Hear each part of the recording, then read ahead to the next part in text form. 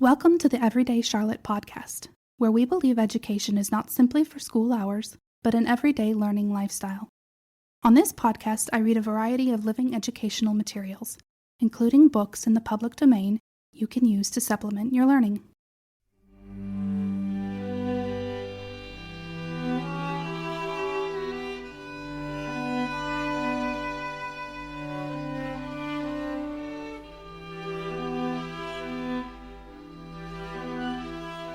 A Christmas Carol by Charles Dickens. Preface. I have endeavored in this ghostly little book to raise the ghost of an idea, which shall not put my readers out of humor with themselves, with each other, with the season, or with me. May it haunt their houses pleasantly, and no one wish to lay it. Their faithful friend and servant, Charles Dickens. Stave 1. Marley's Ghost. Marley was dead, to begin with. There is no doubt whatever about that. The register of his burial was signed by the clergyman, the clerk, the undertaker, and the chief mourner. Scrooge signed it, and Scrooge's name was good upon change for anything he chose to put his hand to. Old Marley was as dead as a doornail. Mind, I don't mean to say that I know, of my own knowledge, what there is particularly dead about a doornail. I might have been inclined myself to regard a coffin nail as the deadest piece of ironmongery in the trade. But the wisdom of our ancestors is in the simile, and my unhallowed minds shall not disturb it, or the country's done for. You will therefore permit me to repeat, emphatically, that Marley was as dead as a doornail. Scrooge knew he was dead. Of course he did. How could it be otherwise? Scrooge and he were partners, for I don't know how many years. Scrooge was his sole executor, his sole administrator, his sole assign, his sole residuary legatee, his sole friend and sole mourner. And even Scrooge was not so dreadfully cut up by the sad event, but that he was an excellent man of business on the very day of the funeral, and solemnized it with an undoubted bargain. The mention of Marley's funeral brings me back to the point I started from. There is no doubt that Marley was dead. This must be distinctly understood, or nothing wonderful can come of the story I am going to relate. If we were not perfectly convinced that Hamlet's father died before the play began, there would be nothing more remarkable in his taking a stroll at night, in an easterly wind, upon his own ramparts, than there would be in any other middle-aged gentleman rashly turning out after dark in a breezy spot, say St. Paul's churchyard, for instance, literally to astonish his son's weak mind. Scrooge never painted out old Marley's name. There it stood, years after, above the warehouse door, Scrooge and Marley. The firm was known as Scrooge and Marley. Sometimes people new to the business called Scrooge, Scrooge, and sometimes Marley, but he answered to both names. It was all the same to him. Oh, but he was a tight-fisted hand at the grindstone, Scrooge. A squeezing, wrenching, grasping, scraping, clutching, covetous old sinner, hard and sharp as flint, from which no steel had ever struck out generous fire. Secret and self-contained and solitary as an oyster, the cold within him froze his old features, nipped his pointed nose, shriveled his cheek, stiffened his gait, made his eyes red, his thin lips blue, and spoke out shrewdly in his grating voice. A frosty rime was on his head and on his eyebrows and his wiry chin. He carried his own low temperature always about with him. He iced his coffee in the dog days, and didn't thaw it 1 degree at Christmas. External heat and cold had little influence on Scrooge. No warmth could warm, nor wintry weather chill him. No wind that blew was bitterer than he. No falling snow was more intent upon its purpose, no pelting rain less open to entreaty. Foul weather didn't know where to have him. The heaviest rain and snow and hail and sleet could boast of the advantage over him in only one respect. They often came down handsomely, and Scrooge never did. Nobody ever stopped him in the street to say, with gladsome looks, "My dear Scrooge, how are you? When will you come to see me?" No beggars implored him to bestow a trifle, no children asked him what it was o'clock, no man or woman ever once in all his life inquired the way to such and such a place of Scrooge. Even the blind men's dogs appeared to know him, and when they saw him coming, would tug their owners into doorways and up courts, and then would wag their tails as though they said, "No eye at all is better than an evil eye, dark master." But what did Scrooge care? It was the very thing he liked. To edge his way along the crowded paths of life, warning all human sympathy to keep its distance, was what the knowing ones called nuts to Scrooge. Once upon a time, of all the good days in the year, on Christmas Eve, old Scrooge sat busy in his counting-house. It was cold, bleak, and biting weather, foggy withal, and he could hear the people in the court outside go wheezing up and down, beating their hands upon their breasts and stamping their feet upon the pavement stones to warm them. The city clocks had only just gone 3, but it was quite dark already. It had not been light all day, and candles were flaring in the windows of the neighboring offices, like ruddy smears upon the palpable brown air. The fog came pouring in at every chink and keyhole, and was so dense without that although the court was of the narrowest, the houses opposite were mere phantoms. To see the dingy cloud come drooping down, obscuring everything, one might have thought that nature lived hard by, and was brewing on a large scale. The door of Scrooge's counting-house was open that he might keep his eye upon his clerk, who in a dismal little cell beyond, a sort of tank, was copying letters. Scrooge had a very small fire, but the clerk's fire was so very much smaller that it looked like one coal. But he couldn't replenish it, for Scrooge kept the coal box in his own room, and so surely as the clerk came in with the shovel, the master predicted that it would be necessary for them to part. Wherefore the clerk put on his white comforter, and tried to warm himself at the candle. In which effort, not being a man of a strong imagination, he failed. "A Merry Christmas, Uncle! God save you!" cried a cheerful voice. It was the voice of Scrooge's nephew, who came upon him so quickly that this was the first intimation he had of his approach. "Bah!" said Scrooge. "Humbug!"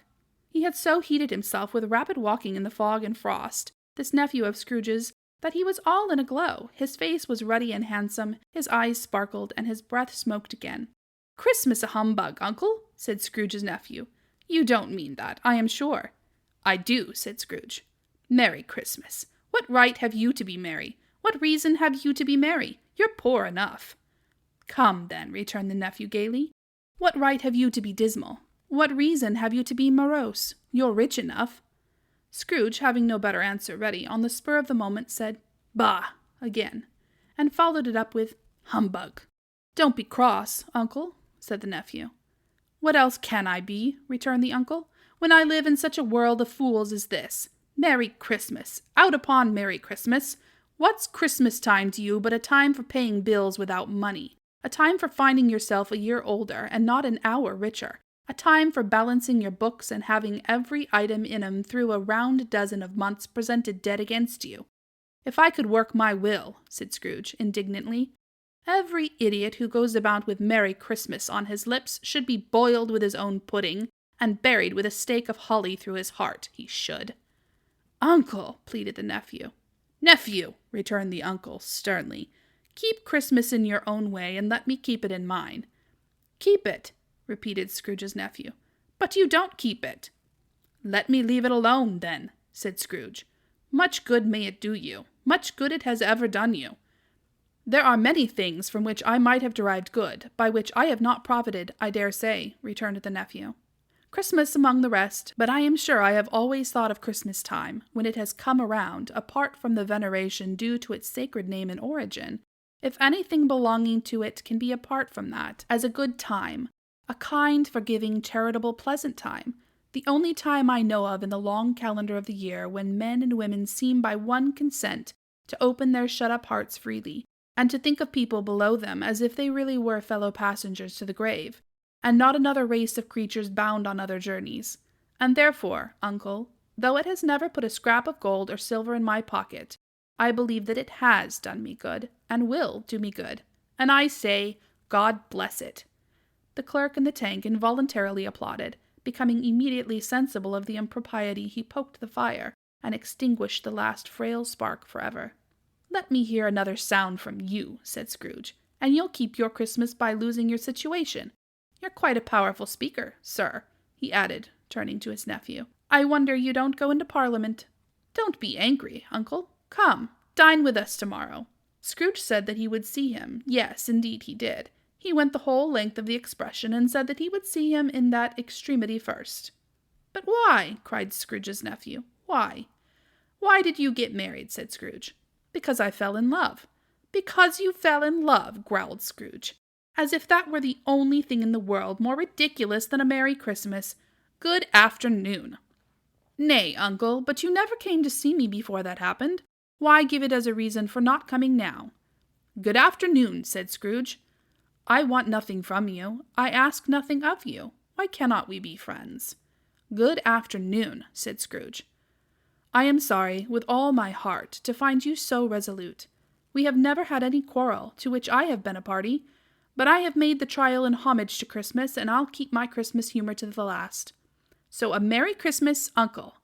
Good afternoon, said Scrooge. And a Happy New Year. Good afternoon, said Scrooge. His nephew left the room without an angry word, notwithstanding. He stopped at the outer door to bestow the greetings of the season on the clerk, who, cold as he was warmer than Scrooge, for he returned them cordially. There's another fellow, muttered Scrooge, who overheard him. My clerk, with 15 shillings a week and a wife and family, talking about a Merry Christmas. I'll retire to Bedlam. This lunatic, in letting Scrooge's nephew out, had let 2 other people in. They were portly gentlemen, pleasant to behold, and now stood with their hats off in Scrooge's office. They had books and papers in their hands and bowed to him. Scrooge and Marley's, I believe, said one of the gentlemen, referring to his list. Have I the pleasure of addressing Mr. Scrooge or Mr. Marley?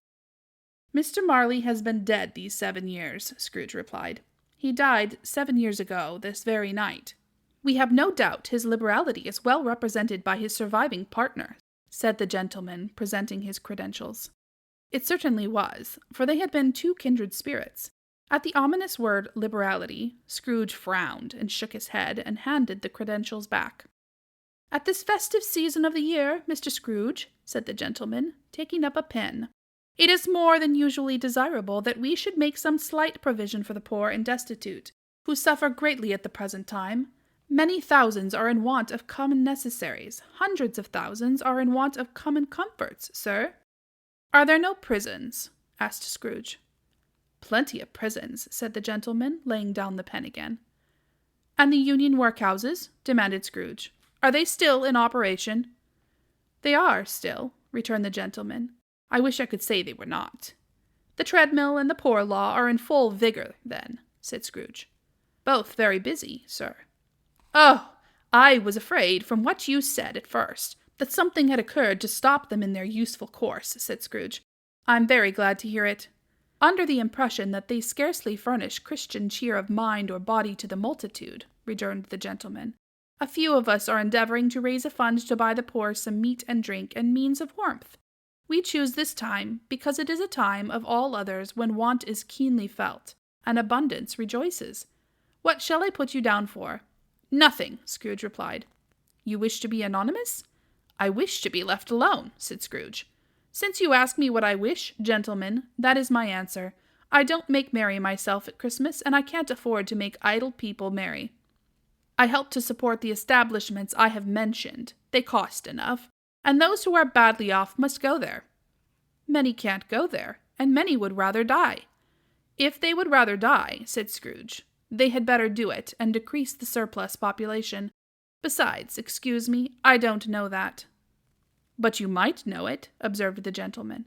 It's not my business, Scrooge returned. It's enough for a man to understand his own business and not to interfere with other people's. Mine occupies me constantly. Good afternoon, gentlemen. Seeing clearly that it would be useless to pursue their point, the gentleman withdrew. Scrooge resumed his labors with an improved opinion of himself, and in a more facetious temper than was usual with him. Meanwhile the fog and darkness thickened so that people ran about with flaring links, proffering their services to go before horses and carriages, and conduct them on their way.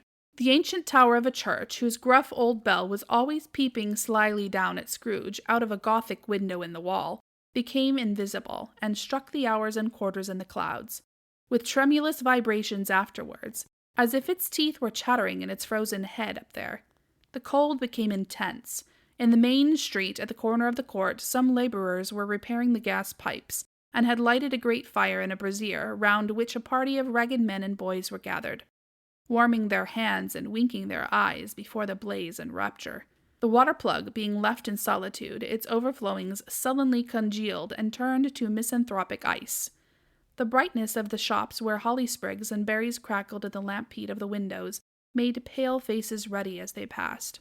Poulterers' and grocers' trade became a splendid joke, a glorious pageant with which it was next to impossible to believe that such dull principles at bargain and sale had anything to do. The Lord Mayor in the stronghold of the mighty mansion house gave orders to his 50 cooks and butlers to keep Christmas as a Lord Mayor's household should, and even the little tailor, whom he had fined 5 shillings on the previous Monday for being drunk and bloodthirsty in the streets, stirred up tomorrow's pudding in his garret, while his lean wife and the baby sallied out to buy the beef. Foggier yet and colder. Piercing, searching, biting cold. If the good St. Dunstan had but nipped the evil spirit's nose with a touch of such weather as that, instead of using his familiar weapons, then indeed he would have roared to lusty purpose. The owner of one scant young nose, gnawed and mumbled by the hungry cold as bones are gnawed by dogs, stooped down at Scrooge's keyhole to regale him with a Christmas carol. But at the first sound of "God bless ye merry gentlemen, may nothing you dismay," Scrooge seized the ruler with such energy of action that the singer fled in terror, leaving the keyhole to the fog and even more congenial frost. At length the hour of shutting up the counting-house arrived. With an ill will, Scrooge dismounted from his stool, and tacitly admitted the fact to the expectant clerk in the tank, who instantly snuffed his candle out and put on his hat. "You'll want all day tomorrow, I suppose," said Scrooge. "If quite convenient, sir." "It's not convenient," said Scrooge. "And it's not fair. If I was to stop 1/2 for it, you'd think yourself ill-used, I'll be bound." The clerk smiled faintly. "And yet," said Scrooge, "you don't think me ill-used when I pay a day's wages for no work." The clerk observed that it was only once a year. "A poor excuse for picking a man's pocket every 25th of December," said Scrooge, buttoning his great coat to the chin. "But I suppose you must have the whole day. Be here all the earlier next morning." The clerk promised that he would, and Scrooge walked out with a growl. The office was closed in a twinkling, and the clerk, with the long ends of his white comforter dangling below his waist, for he boasted no great coat, went down a slide on Cornhill at the end of a lane of boys 20 times, in honor of its being Christmas Eve, and then ran home to the Camden town as hard as he could pelt, to play at blind man's buff. Scrooge took his melancholy dinner in his usual melancholy tavern, and having read all the newspapers and beguiled the rest of the evening with his banker's book, went home to bed. They were a gloomy suite of rooms, in a lowering pile of building up a yard, where it had so little business to be that one could scarcely help fancying it must have run there when it was a young house, playing at hide-and-seek with other houses, and have forgotten the way out again. It was old enough now and dreary enough, for nobody lived in it but Scrooge, the other rooms being all let out as offices. The yard was so dark that even Scrooge, who knew its every stone, was fain to grope with his hands. The fog and frost so hung about the black old gateway of the house that it seemed as if the genius of the weather sat in mournful meditation on the threshold. Now, it is a fact that there was nothing at all particular about the knocker on the door, except that it was very large. It is also a fact that Scrooge had seen it night and morning during his whole residence in that place. Also that Scrooge had as little of what is called fancy about him as any man in the city of London, even including, which is a bold word, the corporation, aldermen, and livery. Let it also be borne in mind that Scrooge had not bestowed one thought on Marley since his last mention of his 7 years dead partner that afternoon. And then let any man explain to me, if he can, how it happened that Scrooge, having his key in the lock of the door, saw in the knocker, without its undergoing any intermediate process of change, not a knocker, but Marley's face. Marley's face. It was not in impenetrable shadow as the other objects in the yard were, but had a dismal light about it, like a bad lobster in a dark cellar. It was not angry or ferocious, but looked at Scrooge as Marley used to look, with ghostly spectacles turned up upon its ghostly forehead. The hair was curiously stirred, as if by breath or hot air, and though the eyes were wide open, they were perfectly motionless. That, and its livid color, made it horrible, but its horror seemed to be, in spite of the face and beyond its control, rather than a part of its own expression. As Scrooge looked fixedly at this phenomenon, it was a knocker again. To say that he was not startled, or that his blood was not conscious of a terrible sensation to which it had been a stranger from infancy, would be untrue. But he put his hand upon the key he had relinquished, turned it sturdily, walked in, and lighted his candle. He did pause, with a moment's irresolution, before he shut the door, and he did look cautiously behind it first, as if half expected to be terrified with the sight of Marley's pigtail sticking out into the hall. But there was nothing on the back of the door, except the screws and nuts that held the knocker on. So he said, "Pooh, pooh," and closed it with a bang. The sound resounded through the house like thunder. Every room above and every cask in the wine merchant's cellars below appeared to have a separate peal of echoes of its own. Scrooge was not a man to be frightened by echoes. He fastened the door and walked across the hall and up the stairs, slowly too, trimming his candle as he went. You may talk vaguely about driving a coach and six up a good old flight of stairs, or through a bad young Act of Parliament, but I mean to say you might have got a hearse up that staircase and taken it broadwise, with the splinter barb towards the wall and the door towards the balustrades, and done it easy. There was plenty of width for that, and room to spare, which is perhaps the reason why Scrooge thought he saw a locomotive hearse going on before him in the gloom. Half a dozen gas lamps out at the street wouldn't have lighted the entry too well, so you may suppose that it was pretty dark with Scrooge's dip. Up Scrooge went, not caring a button for that. Darkness is cheap, and Scrooge liked it. But before he shut his heavy door, he walked through his rooms to see that all was right. He had just enough recollection of the face to desire to do that. Sitting room, bedroom, lumber room, all as they should be. Nobody under the table, nobody under the sofa, a small fire in the grate, spoon and basin ready, and the little saucepan of gruel. Scrooge had a cold in his head, upon the hob. Nobody under the bed, nobody in the closet, nobody in his dressing gown, which was hanging up in a suspicious attitude against the wall. Lumber room as usual, old fire guard, old shoes, 2 fish baskets, washing stand on 3 legs, and a poker. Quite satisfied, he closed his door and locked himself in. Double-locked himself in, which was not his custom. Thus secured against surprise, he took off his cravat, put on his dressing gown and slippers, and his nightcap, and sat down before the fire to take his gruel. It was a very low fire indeed. Nothing on such a bitter night. He was obliged to sit close to it and brood over it before he could extract the least sensation of warmth from such a handful of fuel. The fireplace was an old one, built by some Dutch merchant long ago and paved all around with quaint Dutch tiles, designed to illustrate the scriptures. There were Cains and Abels, Pharaoh's daughters, Queens of Sheba, angelic messengers descending through the air on the clouds like feather-beds, Abrahams, Belshazzars, apostles putting off to sea in butter-boats, hundreds of figures to attract his thoughts, and yet the face of Marley, 7 years dead, came like the ancient prophet's rod and swallowed up the whole. If each smooth tile had been a blank at first, with power to shape some picture on its surface from disjointed fragments of his thoughts, there would have been a copy of old Marley's head on every one. "Humbug!" said Scrooge, and walked across the room. After several turns, he sat down again. As he threw his head back in the chair, his glance happened to rest upon a bell, a disused bell that hung in the room, and communicated for some purpose, now forgotten, with a chamber in the highest story of the building. It was with great astonishment, and with a strange, inexplicable dread, that as he looked, he saw this bell begin to swing. It swung so softly in the outset that it scarcely made a sound, but soon it rang out loudly, and so did every bell in the house. This might have lasted half a minute, or a minute, but it seemed an hour. The bells ceased as they had begun, together. They were succeeded by a clanking noise, deep down below, as if some person were dragging a heavy chain over the casks in the wine merchant's cellar. Scrooge then remembered to have heard that ghosts in haunted houses were described as dragging chains. The cellar door flew open with a booming sound, and then he heard the noise much louder, on the floors below, then coming up the stairs, then coming straight towards his door. "It's humbug still," said Scrooge. "I won't believe it." His color changed, though, when, without a pause, it came on through the heavy door, and passed into the room before his eyes.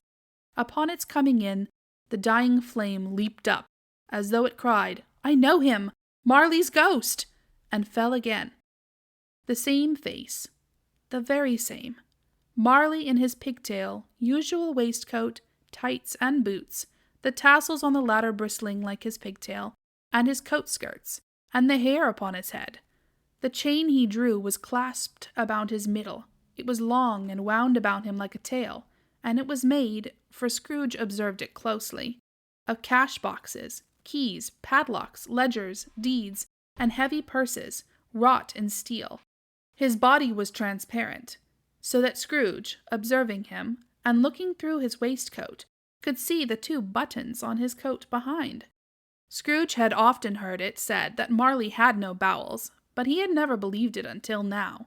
No, nor did he believe it even now, though he looked the phantom through and saw it standing before him, though he felt the chilling influence of its death-cold eyes, and marked the very texture of the folded kerchief bound about its head and chin, which wrapper he had not observed before. He was still incredulous, and fought against his senses. "How now?" said Scrooge, caustic and cold as ever. "What do you want with me?" "Much!" Marley's voice, no doubt about it. "Who are you?" "Ask me who I was." "Who were you, then?" said Scrooge, raising his voice. "You're particular, for a shade." He was going to say "to a shade," but substituted this as more appropriate. "In life I was your partner, Jacob Marley." Can you sit down?" asked Scrooge, looking doubtfully at him. "I can." "Do it, then." Scrooge asked the question because he didn't know whether a ghost so transparent might find himself in a condition to take a chair, and felt that in the event of its being impossible, it might involve the necessity of an embarrassing explanation. But the ghost sat down on the opposite side of the fireplace, as if he were quite used to it. "You don't believe in me," observed the ghost. "I don't," said Scrooge. "What evidence would you have of my reality beyond that of your senses?" "I don't know," said Scrooge. "Why do you doubt your senses?" "Because," said Scrooge, "a little thing affects them. A slight disorder of the stomach makes them cheats. You may be an undigested bit of beef, a blot of mustard, a crumb of cheese, a fragment of an underdone potato. There's more of gravy than of grave about you, whatever you are." Scrooge was not much in the habit of cracking jokes, nor did he feel, in his heart, by any means waggish then. The truth is, that he tried to be smart, as a means of distracting his own attention, and keeping down his terror, for the spectre's voice disturbed the very marrow in his bones. To sit, staring at those fixed, glazed eyes in silence for a moment, would play, Scrooge felt, the very deuce with him. There was something very awful, too, in the spectre's being provided with an infernal atmosphere of its own. Scrooge could not feel it himself, but this was clearly the case, for though the ghost sat perfectly motionless, its hair and skirts and tassels were still agitated as by the hot vapor from an oven. "You see this toothpick?" said Scrooge, returning quickly to the charge, for the reason just assigned, and wishing, though it were only for a second, to divert the vision's stony gaze from himself. "I do," replied the ghost. "You are not looking at it," said Scrooge. "But I see it," said the ghost, notwithstanding. "Well," returned Scrooge, "I have but to swallow this, and be for the rest of my days persecuted by a legion of goblins, all of my own creation. Humbug, I tell you, humbug!" At this, the spirit raised a frightful cry, and shook its chain with such a dismal and appalling noise, that Scrooge held on tight to his chair, to save himself from falling in a swoon. But how much greater was his horror, when the phantom, taking off the bandage round his head, as if it were too warm to wear indoors, its lower jaw dropped down upon its breast. Scrooge fell upon his knees and clasped his hands before his face. "Mercy," he said. "Dreadful apparition, why do you trouble me?" "Man of the worldly mind," replied the ghost, "do you believe in me or not?" "I do," said Scrooge. "I must. But why do spirits walk the earth, and why do they come to me?" "It is required of every man," the ghost returned, "that the spirit within him should walk abroad among his fellow men, and travel far and wide, and if that spirit goes not forth in life, it is condemned to do so after death. It is doomed to wander through the world, oh, woe is me, and witness what it cannot share, but might have shared on earth, and turned to happiness. Again the spectre raised a cry and shook its chain and wrung its shadowy hands. "You are fettered," said Scrooge, trembling. "Tell me why." "I wear the chain I forged in life," replied the ghost. "I made it link by link and yard by yard. I girded it on of my own free will, and of my own free will I wore it. Is its pattern strange to you?" Scrooge trembled more and more. "Or would you know," pursued the ghost, "the weight and length of the strong coil you bear yourself? It was full as heavy and as long as this, 7 Christmas Eves ago. You have labored on it since. It is a ponderous chain." Scrooge glanced about him on the floor, in the expectation of finding himself surrounded by some 50 or 60 fathoms of iron cable, but he could see nothing. "Jacob," he said, imploringly. "Old Jacob Marley, tell me more. Speak comfort to me, Jacob." "I have none to give," the ghost replied. "It comes from other regions, Ebenezer Scrooge, and is conveyed by other ministers, to other kinds of men, nor can I tell you what I would. A very little more is all permitted to me. I cannot rest, I cannot stay, I cannot linger anywhere. My spirit never walked beyond our counting-house. Mark me. In life my spirit never roved beyond the narrow limits of our money-changing hole, and weary journeys lie before me." It was a habit with Scrooge, whenever he became thoughtful, to put his hands in his breeches pockets. Pondering on what the ghost had said, he did so now, but without lifting up his eyes or getting off his knees. "You must have been very slow about it, Jacob," Scrooge observed in a business-like manner, though with humility and deference. "Slow!" the ghost repeated. 7 years dead," mused Scrooge, "and traveling all the time."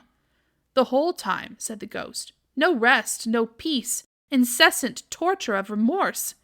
"You travel fast," said Scrooge. "On the wings of the wind," replied the ghost. "You might have got over a great quantity of ground in 7 years," said Scrooge. The ghost, on hearing this, set up another cry, and clanked its chain so hideously in the dead silence of the night that the ward would have been justified in indicting it for a nuisance.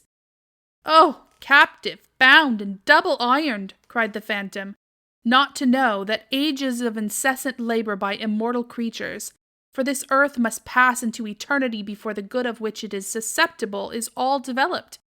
Not to know that any Christian spirit working kindly in its little sphere, whatever it may be, will find its mortal life too short for its vast means of usefulness. Not to know that no space of regret can make amends for one life's opportunities misused. Yet such was I. Oh, such was I!" "But you were always a good man of business, Jacob," faltered Scrooge, who now began to apply this to himself. "Business!" cried the ghost, wringing his hands again. "Mankind was my business. The common welfare was my business. Charity, mercy, forbearance, and benevolence were all my business. The dealings of my trade were but a drop of water in the comprehensive ocean of my business." It held up its chain at arm's length, as if that were the cause of all its unavailing grief, and flung it heavily upon the ground again. "At this time of the rolling year," the spectre said, "I suffer most. Why did I walk through crowds of fellow beings with my eyes turned down, and never raise them to that blessed star which led the wise men to a poor abode? Were there no poor homes to which its light would have conducted me?" Scrooge was very much dismayed to hear the spectre going on at this rate, and began to quake exceedingly. "Hear me!" cried the ghost. "My time is nearly gone." "I will," said Scrooge. "But don't be hard upon me. Don't be flowery, Jacob, pray. How is it that I appear before you in a shape that you can see, I may not tell? I have sat invisible beside you many and many a day." It was not an agreeable idea. Scrooge shivered, and wiped the perspiration from his brow. "That is no light part of my penance," pursued the ghost. "I am here tonight to warn you that you have yet a chance and hope of escaping my fate, a chance and hope of my procuring Ebenezer." "You were always a good friend to me," said Scrooge. "Thank ye." "You will be haunted," resumed the ghost, "by 3 spirits." Scrooge's countenance fell almost as low as the ghost's had done. "Is that the chance and hope you mentioned, Jacob?" he demanded in a faltering voice. "It is." I think I'd rather not," said Scrooge. "Without their visits," said the ghost, "you cannot hope to shun the path I tread. Expect the first tomorrow, when the bell tolls 1. "Couldn't I take 'em all at once and have it over, Jacob?" hinted Scrooge. "Expect the second on the next night at the same hour, the third upon the next night when the last stroke of 12 has ceased to vibrate. Look to see me no more, and look that, for your own sake, you remember what has passed between us." When it had said these words, the spectre took its wrapper from the table and bound it round its head as before. Scrooge knew this by the smart sound its teeth made when the jaws were brought together by the bandage. He ventured to raise his eyes again, and found his supernatural visitor confronting him in an erect attitude, with its chain wound over and about its arm. The apparition walked backward from him, and at every step it took, the window raised itself a little, so that when the spectre reached it, it was wide open. It beckoned Scrooge to approach, which he did. When they were within 2 paces of each other, Marley's ghost held up its hand, warning him to come no nearer. Scrooge stopped, not so much in obedience as in surprise and fear, for on the raising of the hand he became sensible of confused noises in the air, incoherent sounds of lamentation and regret, wailings inexpressibly sorrowful and self-accusatory. The spectre, after listening for a moment, joined in the mournful dirge and floated out upon the black, dark night. Scrooge followed to the window, desperate in his curiosity. He looked out. The air was filled with phantoms, wandering hither and thither in restless haste, and moaning as they went. Every one of them wore chains like Marley's ghost. Some few, they might be guilty governments, were linked together. None were free. Many had personally known to Scrooge in their lives. He had been quite familiar with one old ghost in a white waistcoat with a monstrous iron safe attached to its ankle, who cried piteously at being unable to assist a wretched woman with an infant, whom it saw below upon a doorstep. The misery with them all was clearly that they sought to interfere, for good, in human matters, and had lost the power forever. Whether these creatures faded into mist or mist enshrouded them, he could not tell.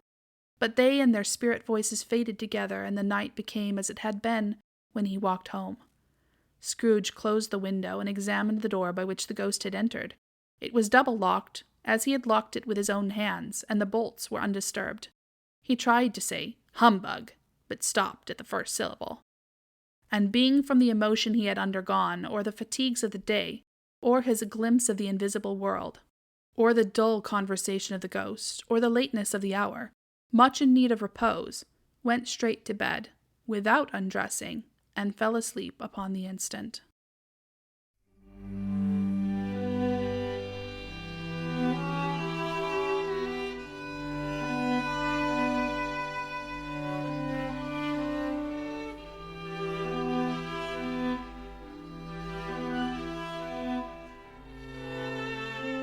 Stave 2. The first of the 3 spirits. When Scrooge awoke, it was so dark that looking out of bed, he could scarcely distinguish the transparent window from the opaque walls of his chamber. He was endeavoring to pierce the darkness with his ferret eyes, when the chimes of a neighboring church struck the 4 quarters. So he listened for the hour. To his great astonishment, the heavy bell went on from 6 to 7, and from 7 to 8, and regularly up to 12, then stopped. 12! It was past 2 when he went to bed. The clock was wrong. An icicle must have got into the works. 12! He touched the spring of his repeater to correct this most preposterous clock. Its rapid little pulse beat 12, and stopped. "Why, it isn't possible," said Scrooge, "that I can have slept through a whole day and far into another night. It isn't possible that anything has happened to the sun, and this is 12 at noon." The idea being an alarming one, he scrambled out of bed and groped his way to the window. He was obliged to rub the frost off with his sleeve of his dressing gown before he could see anything, and could see very little then.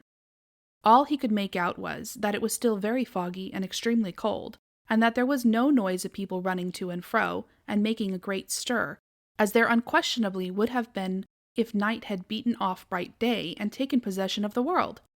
This was a great relief, because 3 days after sight of this first of exchange paid to Mr. Ebenezer Scrooge or his order, and so forth, would have become a mere United States security if there were no days to count by.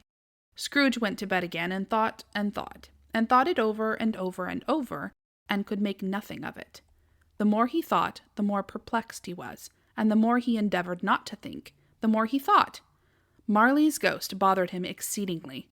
Every time he resolved within himself, after mature inquiry, that it was all a dream, his mind flew back again, like a strong spring released, to its first position, and presented the same problem to be worked all through. Was it a dream or not? Scrooge lay in this state until the chimes had gone 3/4 more, when he remembered, on a sudden, that the ghost had warned him of a visitation when the bell tolled 1. He resolved to lie awake until the hour was past, and, considering that he could no more go to sleep than go to heaven, this was perhaps the wisest resolution in his power. The quarter was so long that he was more than once convinced he must have sunk into a doze unconsciously and missed the clock. At length it broke upon his listening ear. Ding, dong. 1/4 past, said Scrooge, counting. Ding, dong. 1/2 past, said Scrooge. Ding, dong. 1/4 to it, said Scrooge. Ding, dong. The hour itself, said Scrooge triumphantly, and nothing else. He spoke before the hour bell sounded, which it now did with a deep, dull, hollow, and melancholy 1. Light flashed up in the room upon the instant, and the curtains of his bed were drawn. The curtains of his bed were drawn aside, I tell you, by a hand. Not the curtains at his feet, nor the curtains at his back, but those to which his face was addressed.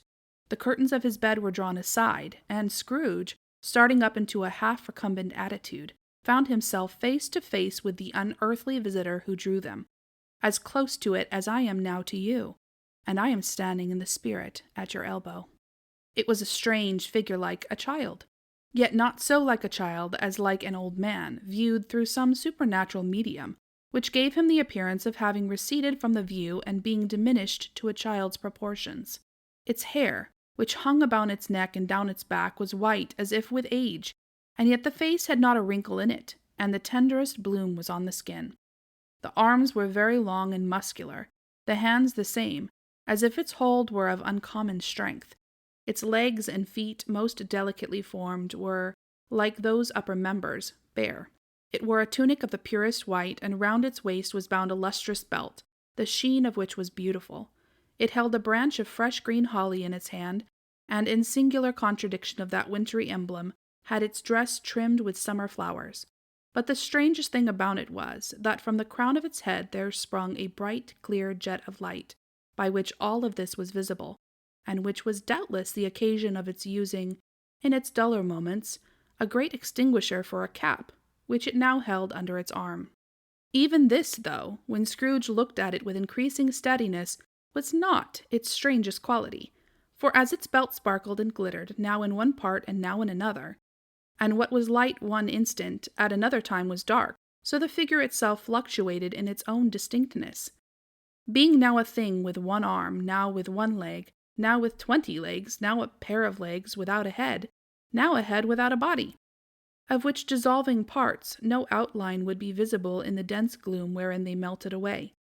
And in the very wonder of this, it would be itself again, distinct and clear as ever. "Are you the spirit, sir, whose coming was foretold to me?" asked Scrooge. "I am." The voice was soft and gentle, singularly low, as if instead of being so close beside him, it were at a distance. "Who and what are you?" Scrooge demanded. "I am the ghost of Christmas past." "Long past?" inquired Scrooge, observant of its dwarfish stature. "No, your past." Perhaps Scrooge could not have told anybody why, if anybody could have asked him, but he had a special desire to see the spirit in his cap, and begged him to be covered. "What!" exclaimed the ghost. "Would you so soon put out with worldly hands the light I give?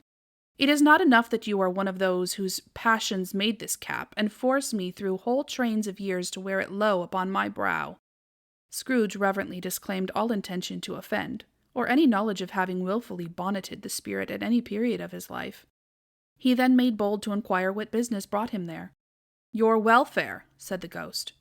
Scrooge expressed himself much obliged, but could not help thinking that a night of unbroken rest would have been more conducive to that end.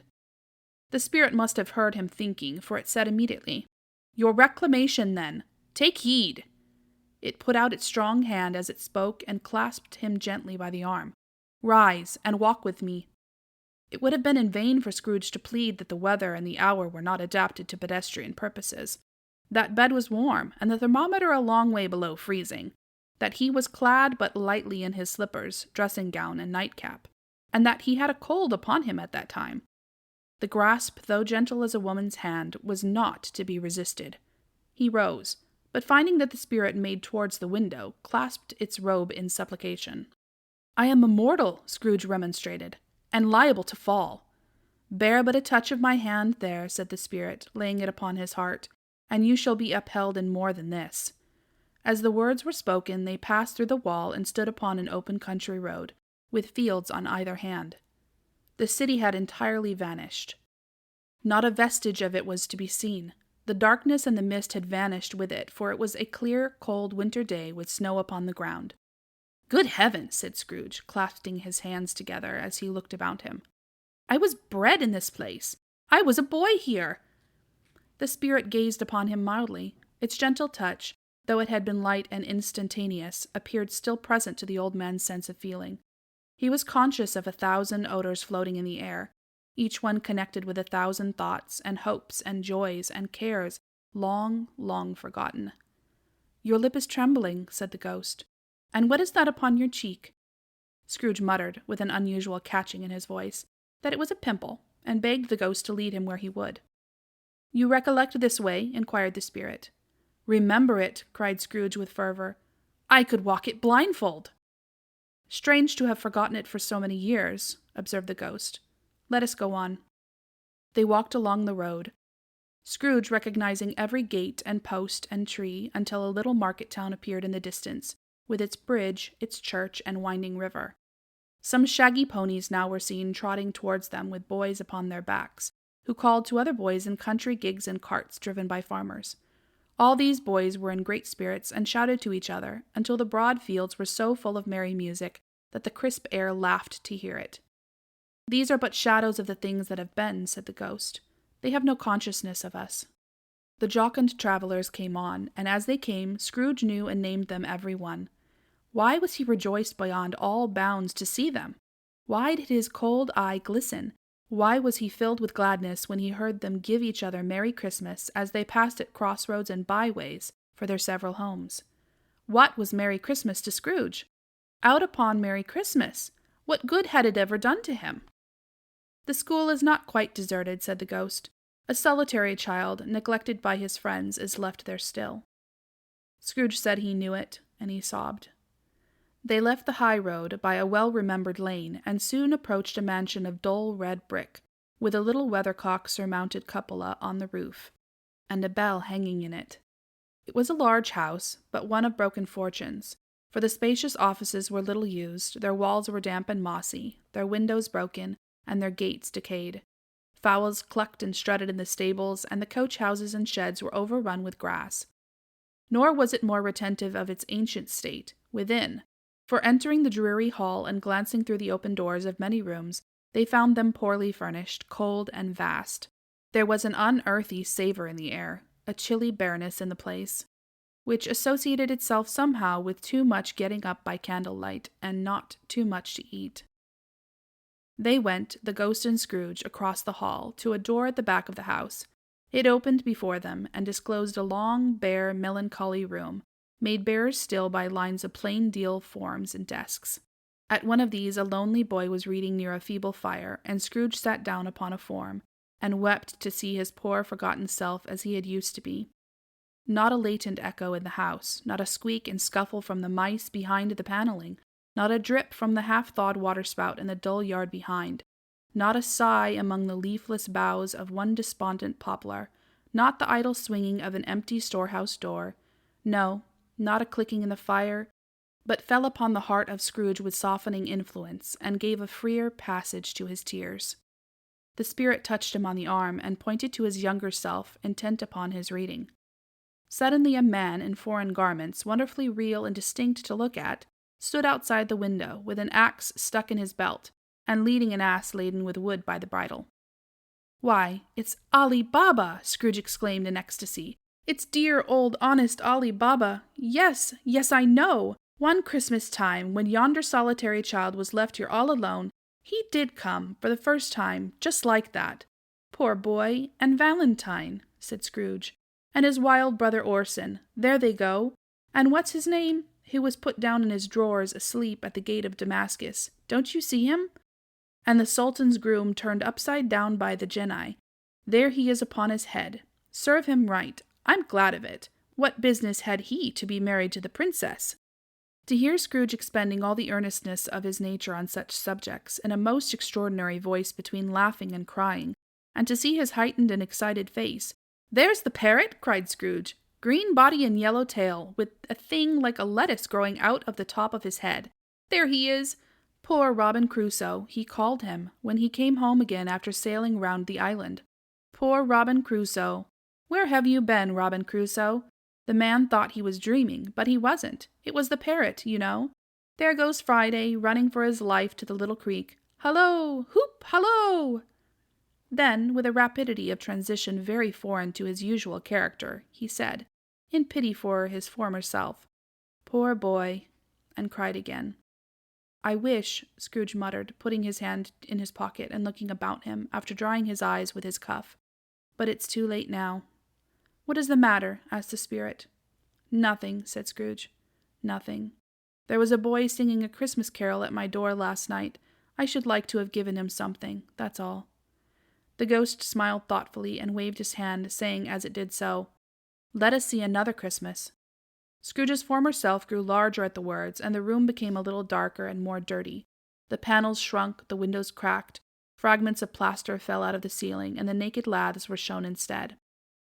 But how all this was brought about, Scrooge knew no more than you do. He only knew that it was quite correct, that everything had happened so, that there he was, alone again, when all the other boys had gone home for the jolly holidays. He was not reading now, but walking up and down despairingly. Scrooge looked at the ghost, and with a mournful shaking of his head, glanced anxiously towards the door. It opened, and a little girl much younger than the boy came darting in, and putting her arms about his neck, and often kissing him, addressed him as her dear, dear brother. "I have come to bring you home, dear brother," said the child, clapping her tiny hands and bending down to laugh. "To bring you home, home, home!" "Home, little Fan," returned the boy. "Yes," said the child, brimful of glee. "Home for good and all. Home for ever and ever. Father is so much kinder than he used to be. That home's like heaven. He spoke so gently to me one dear night when I was going to bed, that I was not afraid to ask him once more if you might come home. And he said, 'Yes, you should,' and sent me in a coach to bring you. And you're to be a man," said the child, opening her eyes, "and are never to come back here. But first, we're to be together all the Christmas long and have the merriest time in all the world." "You are quite a woman, little Fan," exclaimed the boy. She clapped her hands and laughed, and tried to touch his head, but being too little, laughed again, and stood on tiptoe to embrace him. Then she began to drag him in her childish eagerness towards the door, and he, nothing loth to go, accompanied her. A terrible voice in the hall cried, "Bring down Master Scrooge's box, there!" And in the hall appeared the schoolmaster himself, who glared on Master Scrooge with a ferocious condescension, and threw him into a dreadful state of mind by shaking hands with him. He then conveyed him and his sister into the veriest old well of a shivering best parlour that ever was seen, where the maps upon the wall and the celestial and terrestrial globes in the windows were waxy with cold. Here he produced a decanter of curiously light wine and a block of curiously heavy cake, and administered installments of those dainties to the young people, at the same time sending out a meagre servant to offer a glass of something to the post-boy, who answered that he thanked the gentleman, but if it was the same tap as he had tasted before, he had rather not. Master Scrooge's trunk being by this time tied on to the top of the chaise, the children bade the schoolmaster good-bye right willingly, and getting into it, drove gaily down the garden sweep, the quick wheels dashing the hoar-frost and snow from off the dark leaves of the evergreens like spray. "Always a delicate creature, whom a breath might have withered," said the ghost, "but she had a large heart." "So she had," cried Scrooge. "You're right." "I'll not gainsay it, spirit. God forbid." "She died a woman," said the ghost, "and had, as I think, children." "One child," Scrooge returned. "True," said the ghost. "Your nephew." Scrooge seemed uneasy in his mind, and answered briefly, yes. Although they had but that moment left the school behind them, they were now in the busy thoroughfares of a city, where shadowy passengers passed and repassed, where shadowy carts and coaches battled for the way, and all the strife and tumult of a real city were. It was made plain enough by the dressing of the shops, that here, too, it was Christmas time again, but it was evening, and the streets were lighted up. The ghost stopped at a certain warehouse door, and asked Scrooge if he knew it. "Know it," said Scrooge. "Was I apprenticed here?" They went in, at the sight of an old gentleman in a Welsh wig sitting behind a high desk, that if he had been 2 inches taller he must have knocked his head against the ceiling. Scrooge cried in great excitement, "Why, it's old Fezziwig! Bless his heart, it's Fezziwig alive again!" Old Fezziwig laid down his pen and looked up at the clock, which pointed to the hour of 7. He rubbed his hands, adjusted his capacious waistcoat, laughed all over himself, from his shoes to his organ of benevolence, and called out in a comfortable, oily, rich, fat, jovial voice, "Yo-ho there! Ebenezer! Dick!"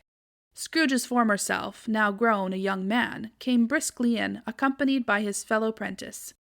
"Dick Wilkins, to be sure," said Scrooge to the ghost. "Bless me, yes, there he is. He was very much attached to me, was Dick. Poor Dick. Dear, dear." "Yo-ho, my boys," said Fezziwig. "No more work tonight. Christmas Eve, Dick. Christmas, Ebenezer. Let's have the shutters up," cried old Fezziwig with a sharp clap of his hands, "before a man can say Jack Robinson." You wouldn't believe how those 2 fellows went at it. They charged into the street with the shutters, 1, 2, 3, had 'em up in their places, 4, 5, 6, barred 'em and pinned 'em, 7, 8, 9, and came back before you could have got to 12, panting like racehorses. "Hilly-ho!" cried Fezziwig, skipping down from the high desk with a wonderful agility. An artful dog mind, the sort of man who knew his business better than you or I could have told it him, struck up, Sir Roger de Coverley. "Clear away, my lads, and let's have lots of room here. Hilly-ho, Dick! Chirrup, Ebenezer!" Clear away! There was nothing they wouldn't have cleared away, or couldn't have cleared away, with old Fezziwig looking on. It was done in a minute. Every movable was packed off as if it were dismissed from public life for evermore. The floor was swept and watered, the lamps were trimmed, fuel was heaped upon the fire, and the warehouse was as snug and warm and dry and bright a ballroom as you would desire to see upon a winter's night. It came a fiddler with a music book and went up to the lofty desk, and made an orchestra of it, and tuned like 50 stomach aches. In came Mrs. Fezziwig, one vast substantial smile. In came the 3 Miss Fezziwigs, beaming and lovable. In came the 6 young followers whose hearts they broke. In came all the young men and women employed in the business.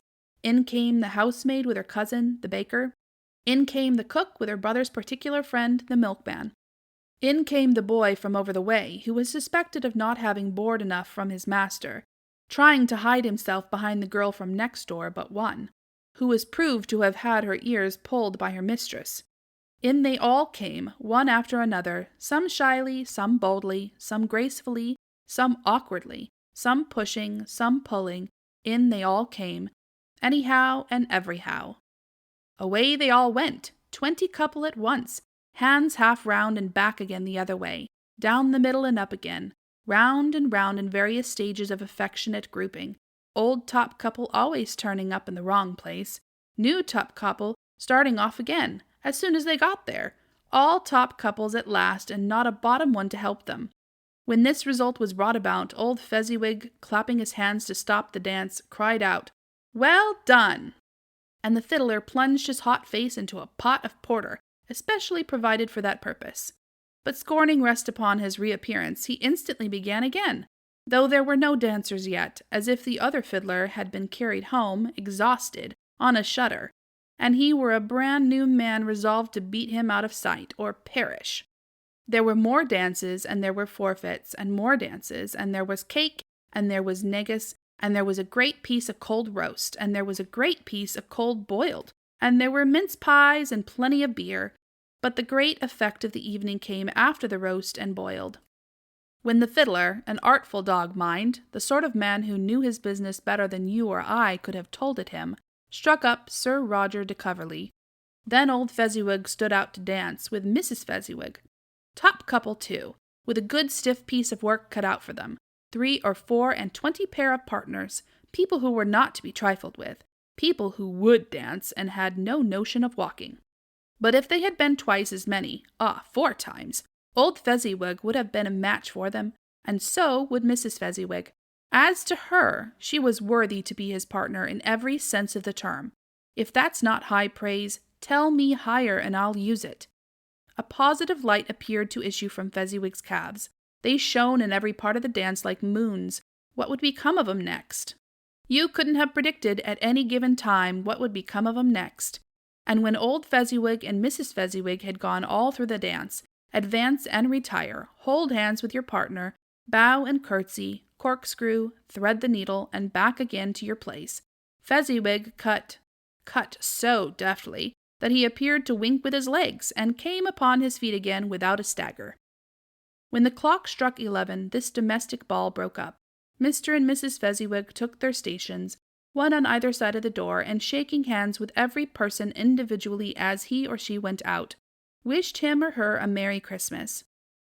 When everybody had retired but the 2 princesses, they did the same to them.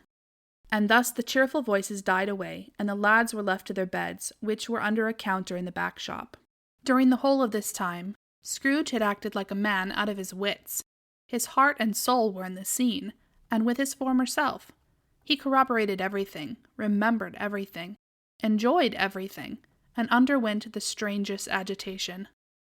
It was not until now, when the bright faces of his former self and Dick were turned from them, that he remembered the ghost, and became conscious that it was looking full upon him, while the light upon his head burnt very clear. "A small matter," said the ghost, "to make these silly folks so full of gratitude." "Small," echoed Scrooge. The spirit signed to him to listen to the 2 apprentices, who were pouring out their hearts in praise of Fezziwig, and when he had done so, said, "Why, is it not? He has spent but a few pounds of your mortal money, 3 or 4, perhaps. Is that so much that he deserves this praise?" "It isn't that," said Scrooge, heated by the remark, and speaking unconsciously like his former, not his latter self. "It isn't that, spirit. He has the power to render us happy or unhappy, to make our service light or burdensome, a pleasure or a toil. Say that his power lies in words and looks, in things so slight and insignificant that it is impossible to add and count 'em up. What then? The happiness he gives is quite as great as if it cost a fortune." He felt the spirit's glance and stopped. "What is the matter?" asked the ghost. "Nothing particular," said Scrooge. "Something, I think," the ghost insisted. "No," said Scrooge. "No, I should like to be able to say a word or 2 to my clerk just now, that's all." His former self turned down the lamps as he gave utterance to the wish, and Scrooge and the ghost again stood side by side in the open air. "My time grows short," observed the spirit. "Quick." This was not addressed to Scrooge, or to anyone whom he could see, but it produced an immediate effect. For again Scrooge saw himself. He was older now, a man in the prime of life. His face had not the harsh and rigid lines of later years, but it had begun to wear the signs of care and avarice. There was an eager, greedy, restless motion in the eye, which showed the passion that had taken root, and where the shadow of the growing tree would fall. He was not alone, but sat by the side of a fair young girl in a morning dress, in whose eyes there were tears, which sparkled in the light that shone out of the ghost of Christmas past. "It matters little," she said softly. "To you, very little. Another idol has displaced me, and if it can cheer and comfort you in time to come, as I would have tried to do, I have no just cause to grieve." "What idol has displaced you?" he rejoined. "A golden one." "This is the even-handed dealing of the world," he said. "There is nothing on which it is so hard as poverty, and there is nothing it professes to condemn with such severity as the pursuit of wealth." "You fear the world too much," she answered gently. "All your other hopes have merged into the hope of being beyond the chance of its sordid reproach. I have seen your nobler aspirations fall off one by one until the master passion, gain, engrosses you. Have I not?" "What then?" he retorted. "Even if I have grown so much wiser, what then? I am not changed towards you." She shook her head. "Am I?" Our contract is an old one. It was made when we were both poor and content to be so, until, in good season, we could improve our worldly fortune by our patient industry. You are changed. When it was made, you were another man." "I was a boy," he said impatiently. "Your own feeling tells you that you were not what you are," she returned. "I am. That which promised happiness when we were one in heart is fraught with misery now that we are two. How often and how keenly I have thought of this, I will not say. It is enough that I have thought of it and can release you." "Have I ever sought release?" "In words, no, never." "In what, then?" "In a changed nature, in an altered spirit, in another atmosphere of life, another hope as its great end." "In everything that made my love of any worth or value in your sight. If this had never been between us," said the girl, looking mildly, but with steadiness, upon him. "Tell me, would you seek me out and try to win me now? Ah, no." He seemed to yield to the justice of this supposition, in spite of himself. But he said, with a struggle, "You think not?" "I would gladly think otherwise if I could," she answered. "Heaven knows! When I have learned a truth like this, I know how strong and irresistible it must be. But if you were free today, tomorrow, yesterday, can even I believe that you would choose a dowerless girl, you who, in your very confidence with her, weigh everything by gain? Or, choosing her, if for a moment you were false enough to your one guiding principle to do so, do I not know that your repentance and regret would surely follow? I do, and I release you, with a full heart for the love of him you once were." He was about to speak, but with her head turned from him, she resumed. "You may, the memory of what is past half makes me hope you will, have pain in this, a very, very brief time, and you will dismiss the recollection of it, gladly, as an unprofitable dream, from which it happened well that you awoke. May you be happy in the life you have chosen." She left him, and they parted. "Spirit," said Scrooge, "show me no more. Conduct me home. Why do you delight to torture me?" "One shadow more," exclaimed the ghost. "No more," cried Scrooge. "No more. I don't wish to see it. Show me no more." But the relentless ghost pinioned him in both his arms, and forced him to observe what happened next.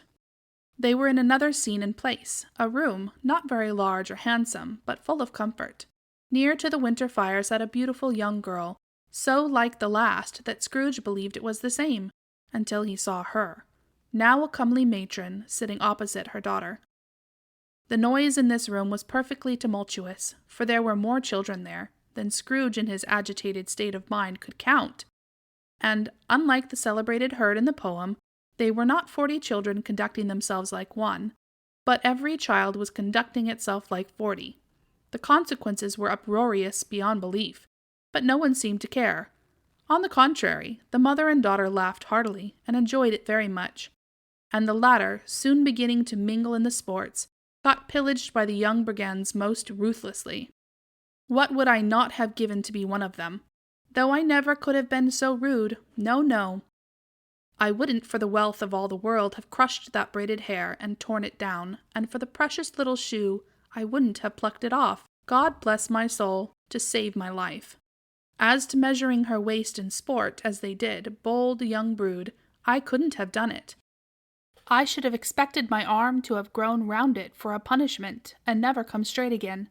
And yet I should have dearly liked, I own, to have touched her lips, to have looked upon the lashes of her downcast eyes, and never raised a blush, to have let loose waves of hair, an inch of which would be a keepsake beyond price. In short, I would have liked, I do confess, to have had the slightest license of a child, and yet been man enough to know its value. But now a knocking at the door was heard, and such a rush immediately ensued that she with laughing face and plundered dress was borne towards it, the centre of a flushed and boisterous group, just in time to greet the father, who came home attended by a man laden with Christmas toys and presents. Then the shouting and the struggling, and the onslaught that was made on the defenceless porter, the scaling him with chairs for ladders to dive into his pockets, despoil him of brown paper parcels, hold on tight by his cravat, hug him round the neck, pommel his back, and kick his legs in irrepressible affection. The shouts of wonder and delight with which the development of every package was received, the terrible announcement that the baby had been taken in the act of putting a doll's frying pan into his mouth, and was more than suspected of having swallowed a fictitious turkey glued on a wooden platter, the immense relief of finding this a false alarm, the joy and gratitude and ecstasy, they are all indescribable alike. It is enough that by degrees the children and their emotions got out of the parlor, and by one stair at a time, up to the top of the house, where they went to bed, and so subsided.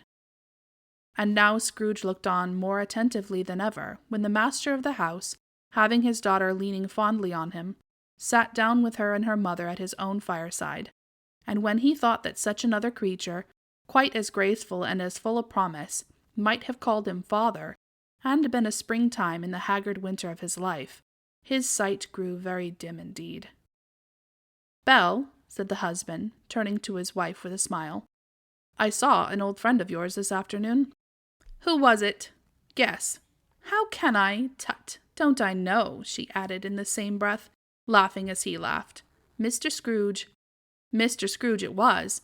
I passed his office window, and as it was not shut up, and he had a candle inside, I could scarcely help seeing him. His partner lies upon the point of death, I hear, and there he sat alone, quite alone in the world, I do believe." "Spirit," said Scrooge in a broken voice, "remove me from this place." "I told you these were shadows of the things that have been," said the ghost. "That they are what they are. Do not blame me." "Remove me," Scrooge exclaimed. "I cannot bear it." He turned upon the ghost, and seeing that it looked upon him with a face, in which in some strange way there were fragments of all the faces it had shown him, wrestled with it. "Leave me! Take me back! Haunt me no longer!" In the struggle, if that can be called a struggle in which the ghost with no visible resistance on its own part was undisturbed by any effort of its adversary, Scrooge observed that its light was burning high and bright, and dimly connecting that with its influence over him. He seized the extinguisher cap, and by a sudden action pressed it down upon its head. The spirit dropped beneath it, so that the extinguisher covered its whole form, but though Scrooge pressed it down with all his force, he could not hide the light, which streamed from under it in an unbroken flood upon the ground. He was conscious of being exhausted, and overcome by an irresistible drowsiness, and further, of being in his own bedroom. He gave the cap a parting squeeze, in which his hand relaxed, and had barely time to reel to bed, before he sank into a heavy sleep.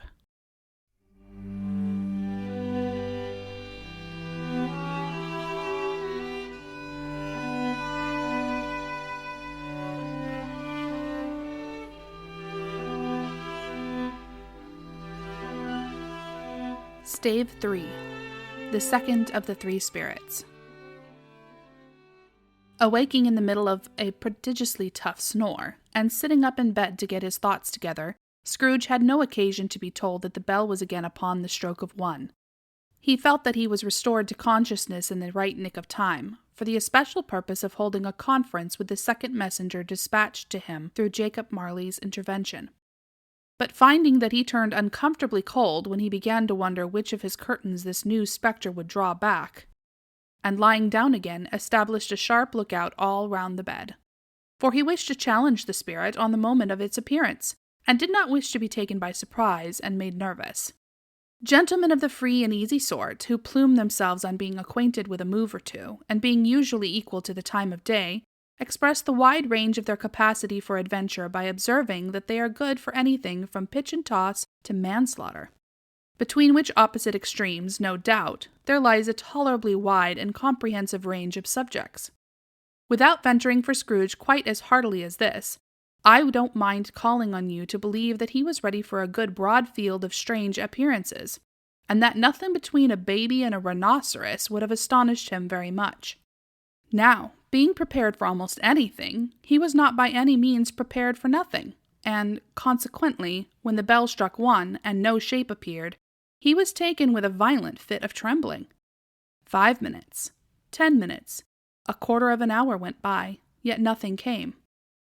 All this time he lay upon his bed, the very core and center of a blaze of ruddy light, which streamed upon it when the clock proclaimed the hour, and which being only light was more alarming than a dozen ghosts, as he was powerless to make out what it meant, or would be at, and was sometimes apprehensive that he might be at that very moment an interesting case of spontaneous combustion, without having the consolation of knowing it. At last, however, he began to think, as you or I would have thought at first, for it is always the person not in the predicament who knows what ought to have been done in it, and would unquestionably have done it too. At last, I say, he began to think that the source and secret of this ghostly light might be in the adjoining room, from whence, on further tracing it, it seemed to shine. This idea taking full possession of his mind, he got up softly and shuffled in his slippers to the door. The moment Scrooge's hand was on the lock, a strange voice called him by his name and bade him enter. He obeyed. It was his own room. There was no doubt about that. But it had undergone a surprising transformation. The walls and ceiling were so hung with living green that it looked a perfect grove, from every part of which bright gleaming berries glistened. The crisp leaves of holly, mistletoe, and ivy reflected back the light as if so many little mirrors had been scattered there, and such a mighty blaze went roaring up the chimney, as that dull petrifaction of a hearth had never known in Scrooge's time, or Marley's, or for many and many a winter season gone. Heaped up upon the floor to form a kind of throne were turkeys, geese, game, poultry, brawn, great joints of meat, sucking pigs, long wreaths of sausages, mince pies, plum pudding, barrels of oysters, red-hot chestnuts, cherry-cheeked apples, juicy oranges, luscious pears, immense twelfth cakes, and seething bowls of punch that made the chamber dim with their delicious steam. In easy state upon this couch there sat a jolly giant, glorious to see, who bore a glowing torch in shape not unlike Plenty's horn, and held it up, high up, to shed its light on Scrooge, as he came peeping round the door. "Come in," claimed the ghost. "Come in, and know me better, man." Scrooge entered timidly, and hung his head before this spirit. He was not the dogged Scrooge he had been, and though its eyes were clear and kind, he did not like to meet them. "I am the ghost of Christmas Present," said the spirit. "Look upon me." Scrooge reverently did so. It was clothed in one simple deep green robe, or mantle, bordered with white fur. This garment hung so loosely on the figure that its capacious breast was bare, as if disdaining to be warded or concealed by any artifice. Its feet, observable beneath the ample folds of the garment, were also bare, and on its head it wore no other covering than a holly wreath set here and there with shining icicles. Its dark brown curls were long and free as its genial face, its sparkling eye, its open hand, its cheery voice, its unconstrained demeanor, and its joyful air. Girded round its middle was an antique scabbard, but no sword was in it, and the ancient sheath was eaten up with rust. "You have never seen the like of me before," exclaimed the spirit. "Never," Scrooge made answer to it. "Have never walked forth with the younger members of my family," meaning, for I am very young, my elder brothers born in these later years? Pursued the phantom.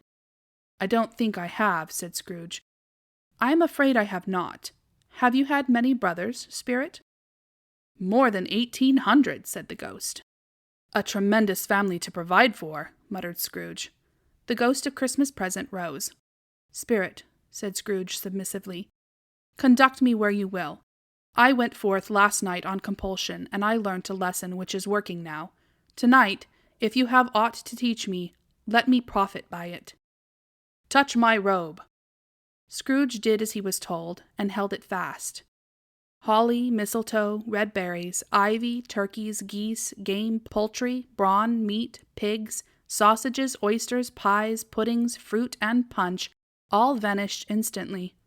So did the room, the fire, the ruddy glow, the hour of night, and they stood in the city streets on Christmas morning, where, for the weather was severe, the people made a rough, but brisk and not unpleasant kind of music, in scraping the snow from the pavement in front of their dwellings, and from the tops of their houses, whence it was mad delight to the boys to see it come plumping down into the road below, and splitting into artificial little snowstorms.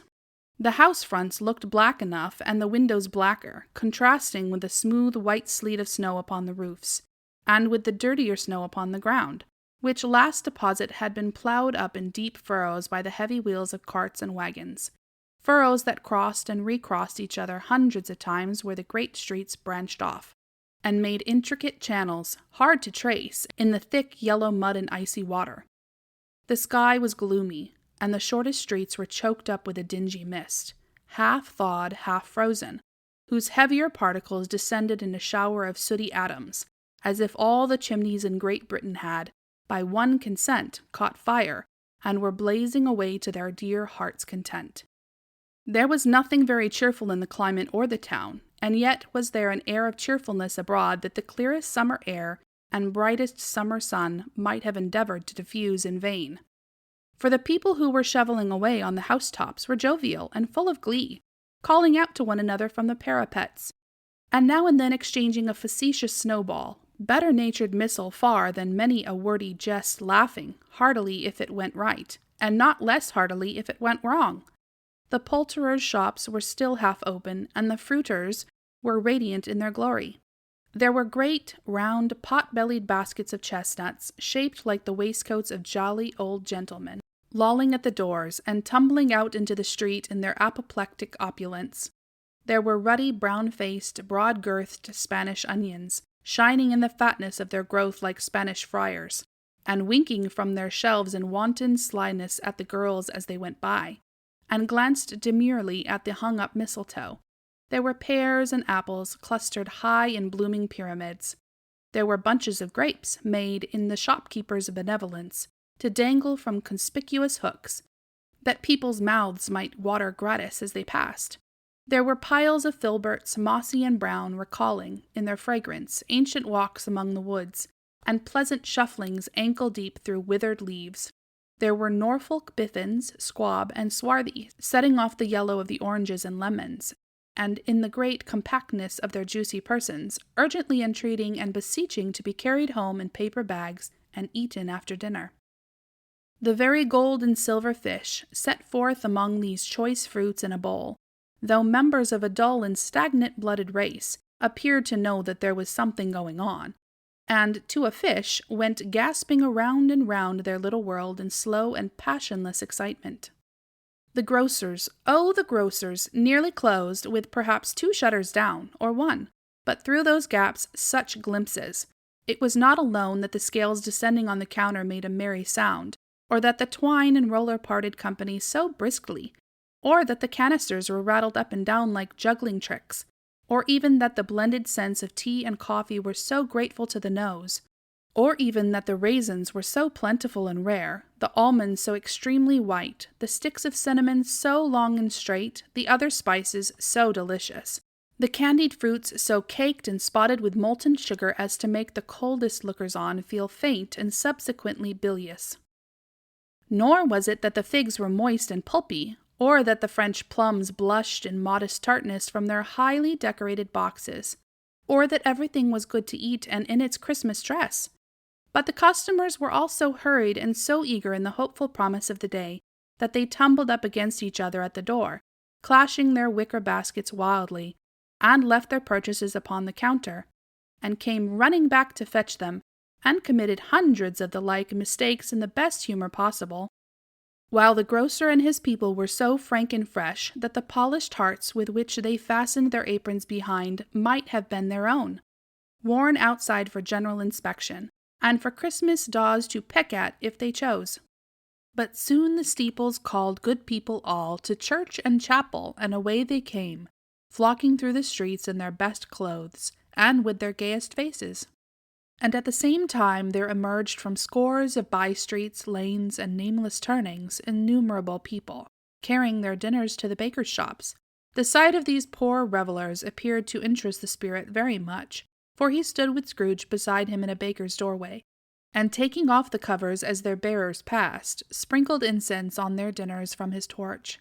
And it was a very uncommon kind of torch, for once or twice when there were angry words between some dinner-carriers, who had jostled with each other, he shed a few drops of water on them from it, and their good humor was restored directly, For they said, it was a shame to quarrel upon Christmas Day, and so it was. God love it, so it was. In time the bells ceased, and the bakers were shut up. And yet there was a genial shadowing forth of all these dinners and the progress of their cooking, in the thawed blotch of wet above each baker's oven, where the pavement smoked as if its stones were cooking too. "Is there a peculiar flavor in what you sprinkle from your torch?" asked Scrooge. "There is. My own." "Would it apply to any kind of dinner on this day?" asked Scrooge. "To any kindly given. To a poor one most." "Why to a poor one most?" asked Scrooge. "Because it needs it most." "Spirit," said Scrooge, after a moment's thought, "I wonder you, of all the beings in the many worlds about us, should desire to cramp these people's opportunities of innocent enjoyment." "Aye!" cried the spirit. "You would deprive them of their means of dining every seventh day, often the only day on which they can be said to dine at all," said Scrooge. "Wouldn't you?" "Aye!" cried the spirit. "You seek to close these places on the seventh day," said Scrooge, "and it comes to the same thing." "I seek!" exclaimed the spirit. "Forgive me if I am wrong. It has been done in your name, or at least in that of your family," said Scrooge. "There are some upon this earth of yours," returned the spirit, "who lay claim to know us, and who do their deeds of passion, pride, ill will, hatred, envy, bigotry, and selfishness in our name, who are as strange to us and all our kith and kin, as if they had never lived. Remember that, and charge their doings on themselves, not us." Scrooge promised that he would, and they went on, invisible as they had been before, into the suburbs of the town. It was a remarkable quality of the ghost, which Scrooge had observed at the baker's, that notwithstanding his gigantic size, he could accommodate himself to any place with ease, and that he stood beneath a low roof quite as gracefully and like a supernatural creature as it was possible he could have done in any lofty hall. And perhaps it was the pleasure the good spirit had in showing off this power of his, or else it was his own kind, generous, hearty nature, and his sympathy with all poor men, that led him straight to Scrooge's clerk's, for there he went, and took Scrooge with him, holding to his robe, and on the threshold of the door the spirit smiled, and stopped to bless Bob Cratchit's dwelling with the sprinklings of his torch. Think of that! Bob had but 15 bob a week himself. He pocketed on Saturdays but 15 copies of his Christian name, and yet the ghost of Christmas present blessed his 4-roomed house. Then up rose Mrs. Cratchit, Cratchit's wife, dressed out but poorly in a twice-turned gown, but brave in ribbons, which are cheap and make a goodly show for 6pence. And she laid the cloth, assisted by Belinda Cratchit, second of her daughters, also brave in ribbons, while Master Peter Cratchit plunged a fork into the saucepan of potatoes, and getting the corners of his monstrous shirt-collar, Bob's private property, conferred upon his son and heir in honor of the day, into his mouth, rejoiced to find himself so gallantly attired, and yearned to show his linen in the fashionable parks. And now 2 smaller Cratchits, boy and girl, came tearing in, screaming that outside the baker's they had smelt the goose, and known it for their own, and basking in luxurious thoughts of sage and onion, these young Cratchits danced about the table, and exalted Master Peter Cratchit to the skies, while he, not proud, although his collars nearly choked him, blew the fire, until the slow potatoes bubbling up knocked loudly at the saucepan lid to be let out and peeled. "What has ever got your precious father, then?" said Mrs. Cratchit. "And your brother, Tiny Tim. And Martha warn't as late last Christmas by half an hour." "Here's Martha, mother," said a girl, appearing as she spoke. "Here's Martha, mother," cried the 2 young Cratchits. "Hurrah! There's such a goose, Martha!" "Why, bless your heart alive, my dear, how late you are!" said Mrs. Cratchit, kissing her a dozen times, and taking off her shawl and bonnet for her, with officious zeal. "We'd a deal of work to finish up last night," replied the girl, "and had to clear away this morning, mother." "Well, never mind so long as you are come," said Mrs. Cratchit. "Sit ye down before the fire, my dear, and have a warm. Lord bless ye." "No, no, there's father coming," cried the 2 young Cratchits, who were everywhere at once. "Hide, Martha, hide!" So Martha hid herself, and in came little Bob the father, with at least 3 feet of comforter exclusive of the fringe, hanging down before him, and his threadbare clothes darned up and brushed to look seasonable, and Tiny Tim upon his shoulder. Alas for Tiny Tim, he bore a little crutch, and had his limbs supported by an iron frame. "Why, where's our Martha?" cried Bob Cratchit, looking around. "Not coming," said Mrs. Cratchit. "Not coming!" said Bob, with a sudden declension in his high spirits, for he had been Tim's blood horse all the way from church, and had come home rampant. "Not coming upon Christmas Day!" Martha didn't like to see him disappointed, if it were only in joke, so she came out prematurely from behind the closet door, and ran into his arms, while the two young Cratchits hustled Tiny Tim, and bore him off into the wash-house, that he might hear the pudding singing in the copper. "And how did little Tim behave?" asked Mrs. Cratchit, when she had rallied Bob on his credulity, and Bob had hugged his daughter to his heart's content. "As good as gold," said Bob, "and better. Somehow he gets thoughtful sitting by himself so much, and thinks the strangest things you ever heard. He told me, coming home, that he hoped the people saw him in the church, because he was a cripple, and it might be pleasant to them to remember upon Christmas Day who made lame beggars walk and blind men see." Bob's voice was tremulous when he told them this, and trembled more when he said that Tiny Tim was growing strong and hearty. His active little crutch was heard upon the floor, and back came Tiny Tim before another word was spoken, escorted by his brother and sister to his stool beside the fire. And while Bob, turning up his cuffs, as if, poor fellow, they were capable of being made more shabby, compounded some hot mixture in a jug with gin and lemons, and stirred it round, and put it on the hob to simmer, Master Peter and the two ubiquitous young Cratchits went to fetch the goose, with which they soon returned in high procession. Such a bustle ensued that you might have thought a goose the rarest of all birds, a feathered phenomenon to which a black swan was a matter of course. And in truth it was something very like it in that house. Mrs. Cratchit made the gravy, ready beforehand in a little saucepan, hissing hot. Master Peter mashed the potatoes with incredible vigor. Miss Belinda sweetened up the apple-sauce. Martha dusted the hot plates. Bob took Tiny Tim beside him in a tiny corner at the table. The two young Cratchits set chairs for everybody, not forgetting themselves, and mounting guard upon their posts, crammed spoons into their mouths, lest they should shriek for goose before their turn came to be helped. At last the dishes were set on, and grace was said. It was succeeded by a breathless pause, as Mrs. Cratchit, looking slowly all along the carving-knife, prepared to plunge it into the breast. But when she did, and when the long-expected gush of stuffing issued forth, one murmur of delight arose all around the board, and even Tiny Tim, excited by the two young Cratchits, beat on the table with the handle of his knife and feebly cried, "Hurrah!" There never was such a goose. Bob said he didn't believe there ever was such a goose cooked. Its tenderness and flavor, size and cheapness were the themes of universal admiration. Eked out by the apple-sauce and mashed potatoes, it was a sufficient dinner for the whole family. Indeed, as Mrs. Cratchit said with great delight, surveying one small atom of a bone upon the dish, they hadn't ate it all at last. Yet every one had had enough, and the youngest Cratchits in particular were steeped in sage and onion to the eyebrows. But now, the plates being changed by Miss Belinda, Mrs. Cratchit left the room alone, too nervous to bear witnesses, to take the pudding up and bring it in. Suppose it should not be done enough? Suppose it should break in turning out? Suppose somebody should have got over the wall of the backyard and stolen it while they were merry with the goose, a supposition at which the two young Cratchits became livid.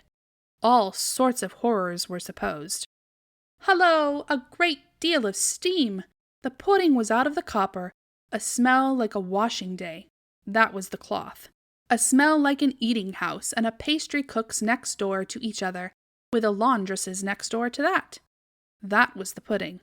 In half a minute Mrs. Cratchit entered, flushed but smiling proudly, with the pudding, like a speckled cannon-ball, so hard and firm, blazing in half a quartern of ignited brandy, and bedight with Christmas holly stuck into the top.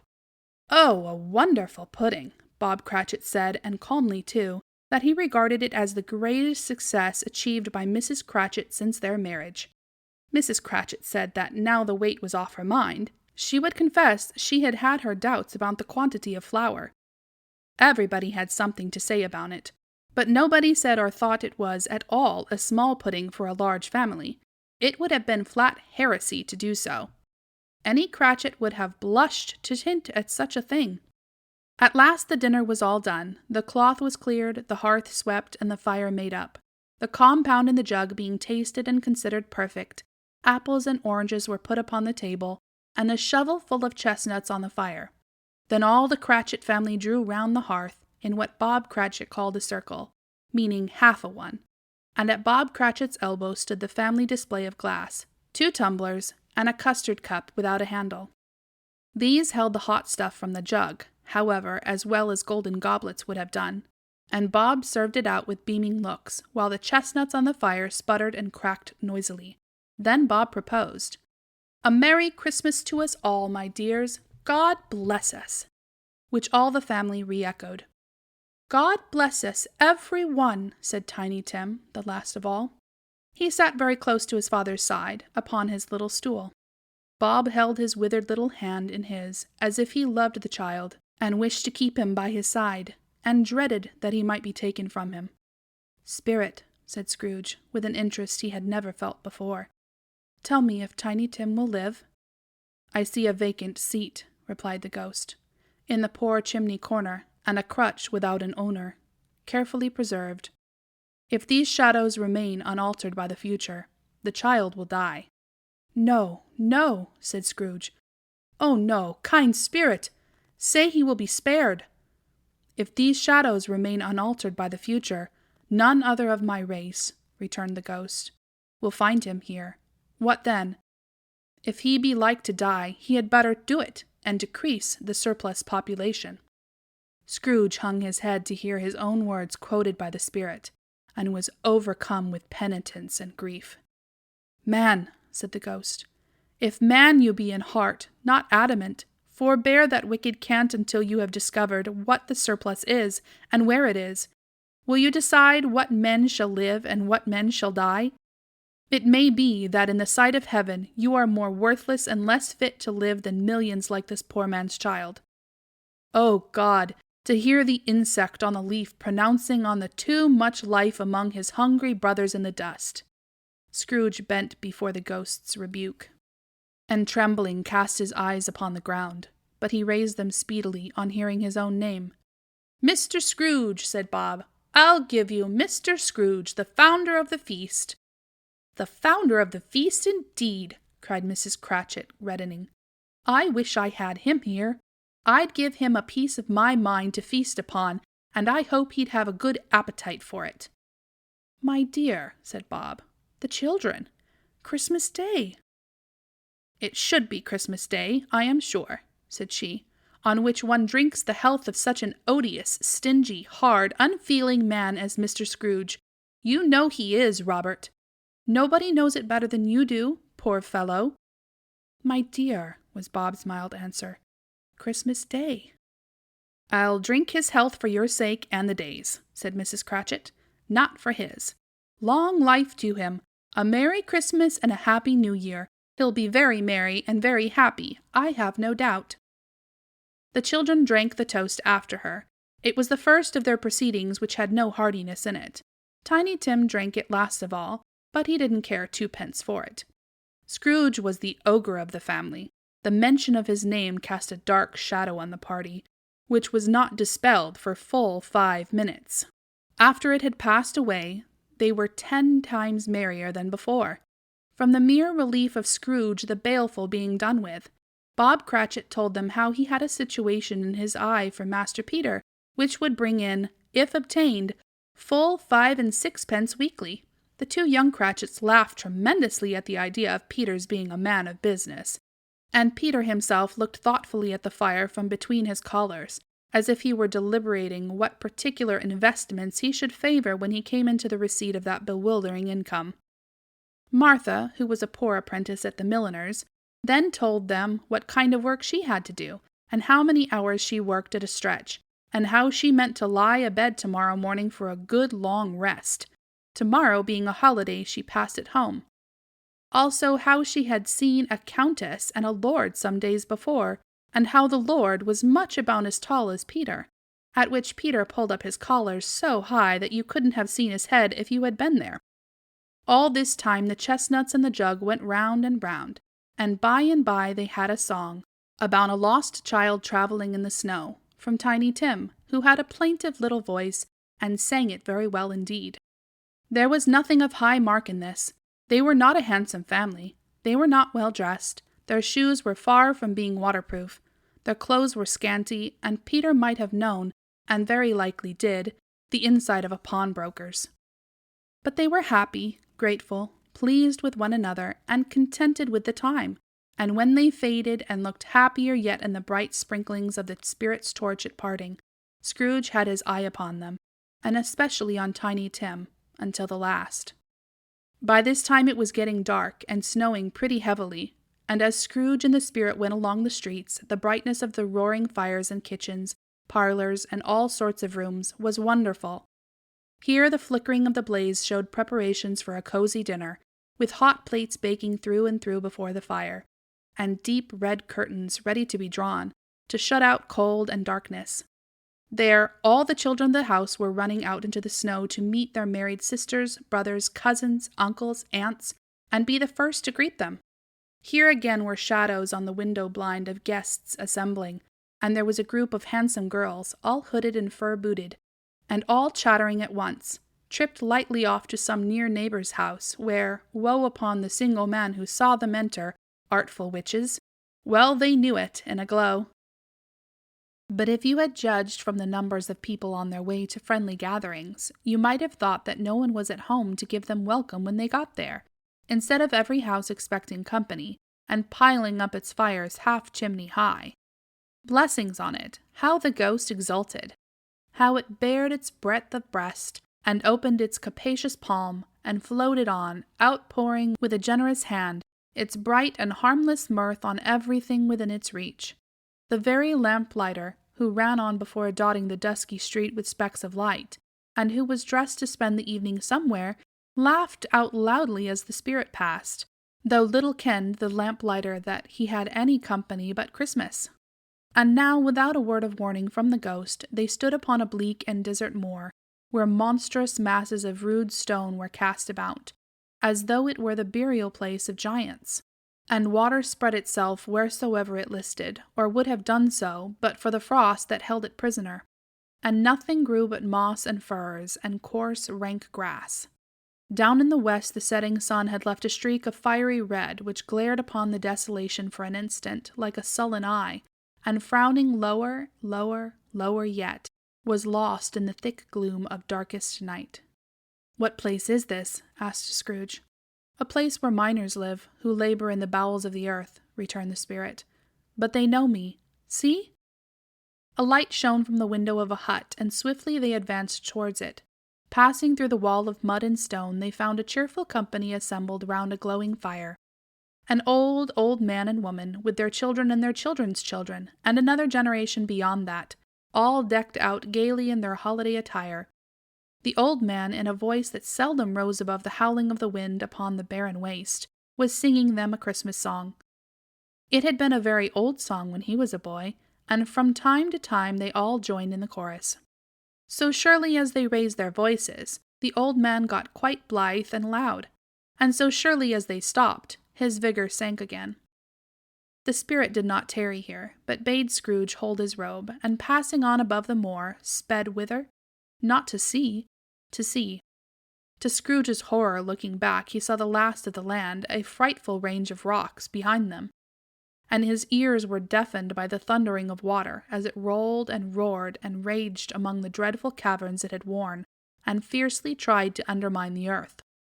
Built upon a dismal reef of sunken rocks, some league or so from shore, on which the waters chafed and dashed the wild year through, there stood a solitary lighthouse.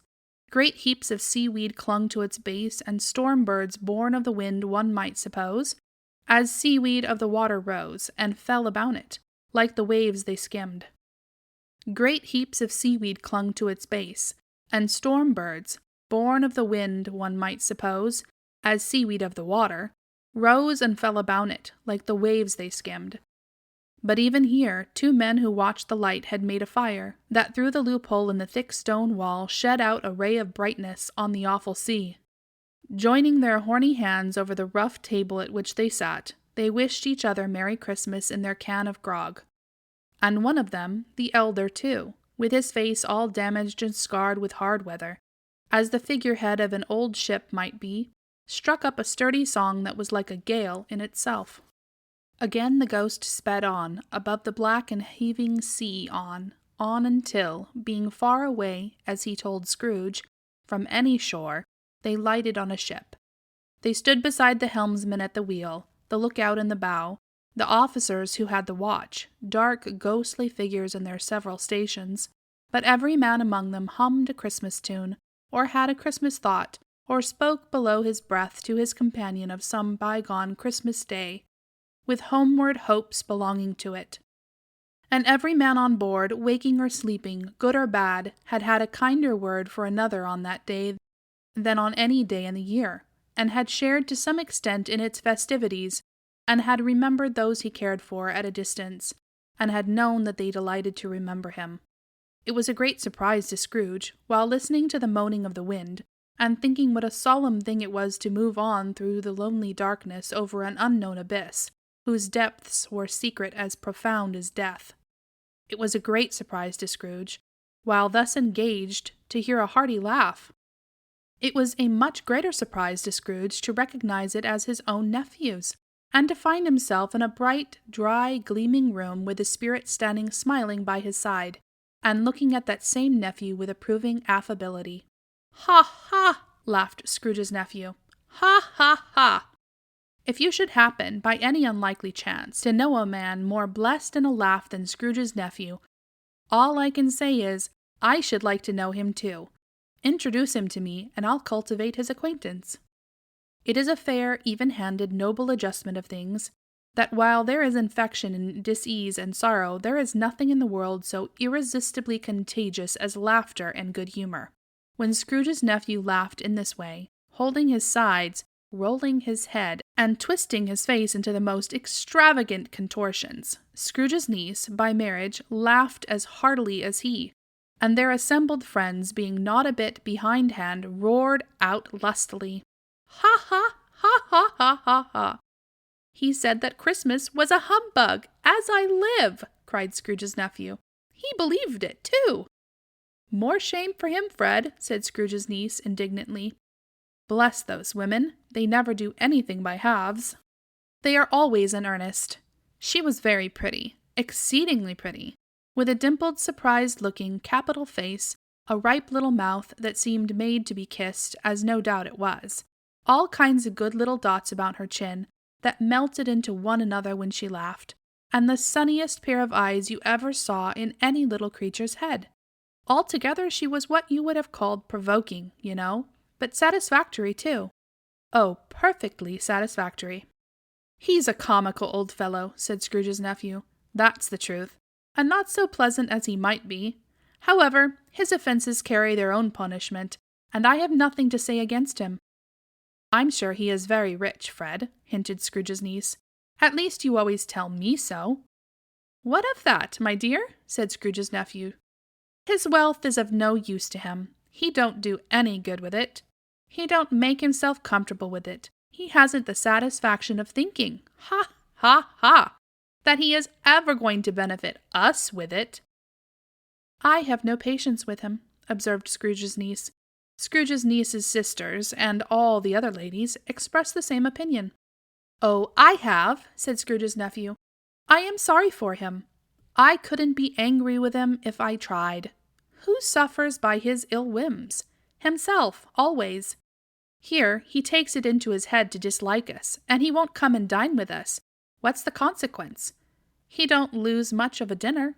"Indeed, I think he loses a very good dinner," interrupted Scrooge's niece.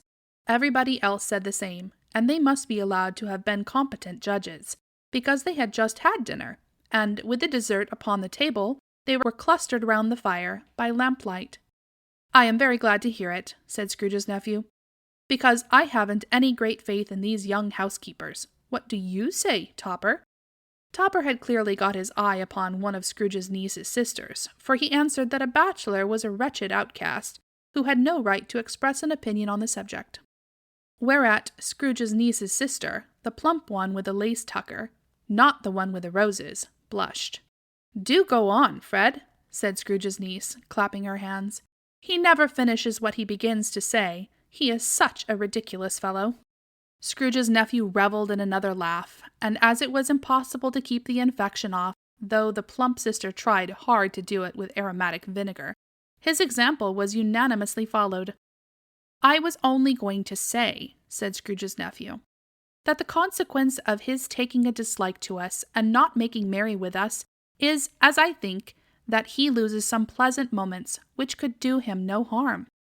I am sure he loses pleasanter companions that he can find in his own thoughts, either in his mouldy old office or his dusty chambers. I mean to give him the same chance every year, whether he likes it or not, for I pity him. He may rail at Christmas till he dies, but he can't help thinking better of it. I defy him. If he finds me going there in good temper, year after year, and saying, 'Uncle Scrooge, how are you?' if it only puts him in the vein to leave his poor clerk £50, that's something. And I think I shook him yesterday." It was their turn to laugh now at the notion of his shaking Scrooge, but being thoroughly good-natured and not much caring what they laughed at, so that they laughed at any rate, he encouraged them in their merriment and passed the bottle joyously.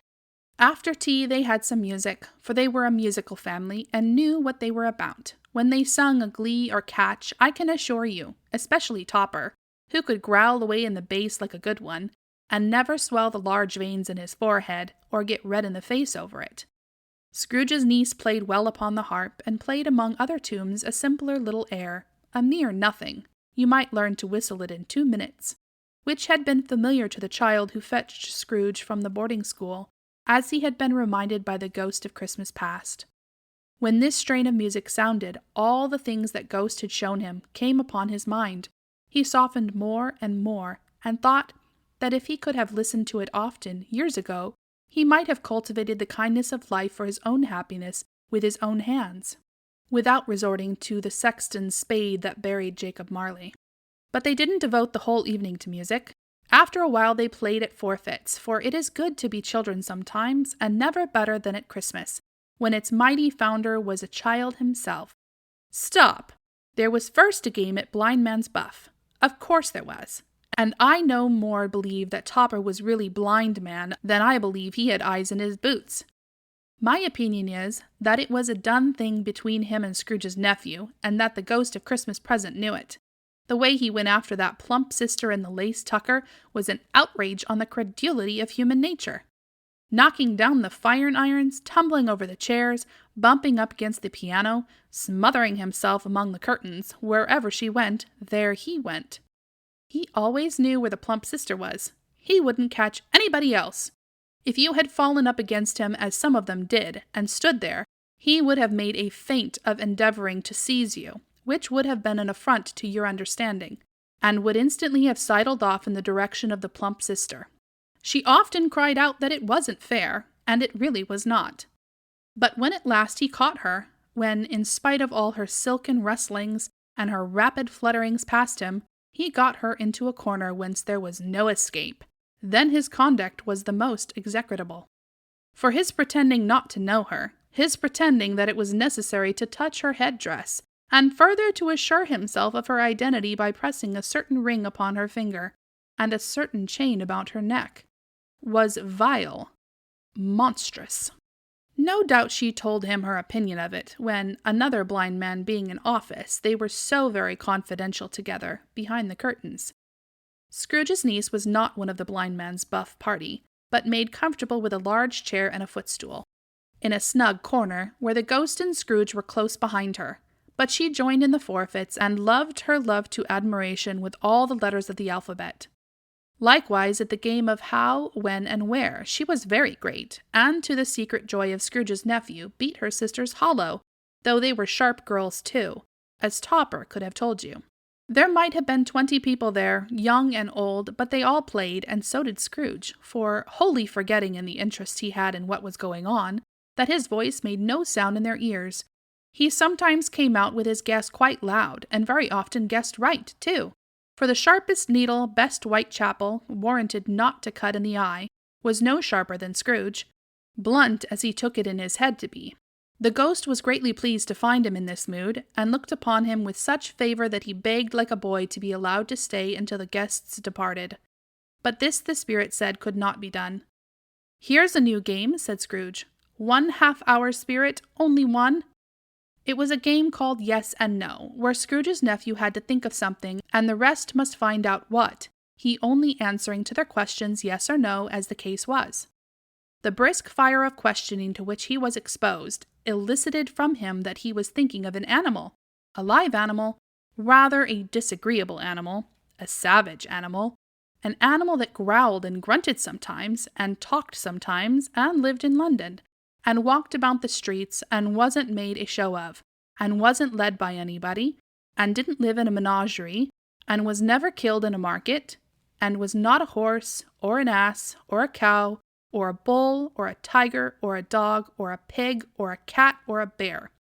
At every fresh question that was put to him, this nephew burst into a fresh roar of laughter, and was so inexpressibly tickled that he was obliged to get up off the sofa and stamp.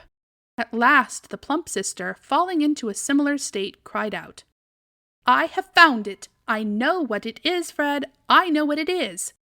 "What is it?" cried Fred. "It's your Uncle Scrooge!" Which it certainly was. Admiration was the universal sentiment, though some objected that the reply to "Is it a bear?" ought to have been yes, inasmuch as an answer in the negative was sufficient to have diverted their thoughts from Mr. Scrooge, supposing they had ever had any tendency that way. "He has given us plenty of merriment, I am sure," said Fred, "and it would be ungrateful not to drink his health.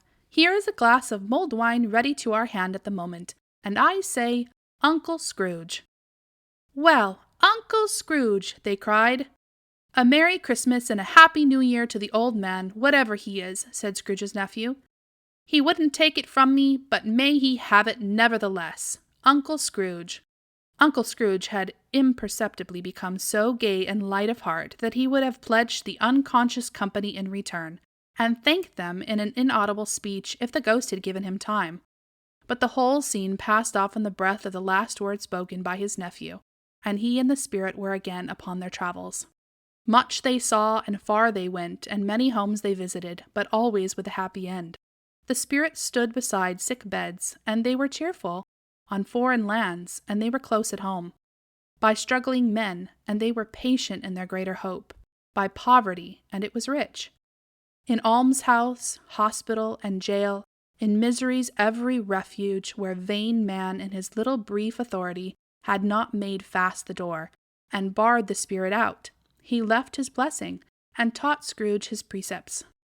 It was a long night, if it were only a night, but Scrooge had his doubts of this, because the Christmas holidays appeared to be condensed into the space of time they passed together. It was strange, too, that while Scrooge remained unaltered in his outward form, the ghost grew older, clearly older. Scrooge had observed this change, but never spoke of it until they left a children's 12th night party, when, looking at the spirit as they stood together in an open place, he noticed that its hair was gray. "Are spirits' lives so short?" asked Scrooge. "My life upon this globe is very brief," replied the ghost. "It ends tonight." "Tonight!" cried Scrooge. "Tonight at midnight. Hark! The time is drawing near." The chimes were ringing the 11:75 at that moment. "Forgive me if I am not justified in what I ask," said Scrooge, looking intently at the spirit's robe, "but I see something strange and not belonging to yourself, protruding from your skirts. Is it a foot or a claw?" "It might be a claw, for the flesh there is upon it," was the spirit's sorrowful reply. "Look here." From the foldings of its robe it brought 2 children, wretched, abject, frightful, hideous, miserable. They knelt down at its feet and clung upon the outside of its garment. "Oh, man, look here! Look down here!" exclaimed the ghost. There were a boy and girl, yellow, meager, ragged, scowling, wolfish, but prostrate, too, in their humility. Where graceful youth should have filled their features out and touched them with its freshest tints, A stale and shriveled hand like that of age had pinched and twisted them, and pulled them into shreds. Where angels might have sat enthroned, devils lurked, and glared out menacing. No change, no degradation, no perversion of humanity, in any grade, through all the mysteries of wonderful creation, has monsters half so horrible and dread. Scrooge started back, appalled, having them shown to him in this way. He tried to say they were fine children, but the words choked themselves, rather than be parties to a lie of such enormous magnitude. "Spirit, are they yours?" Scrooge could say no more. "They are man's," said the spirit, looking down upon them. "And they cling to me, appealing from their fathers. This boy is ignorance, this girl is want. Beware them both, and all of their degree. But most of all beware this boy. For on his brow I see that written which is doom, unless the writing be erased. Deny it," cried the spirit, stretching out its hand towards the city. "Slander those who tell it ye. Admit it for your facetious purposes, and make it worse, and abide the end." "Have they no refuge or resource?" cried Scrooge. "Are there no prisons?" said the spirit, turning on him for the last time with his own words. "Are there no workhouses?" The bell struck 12.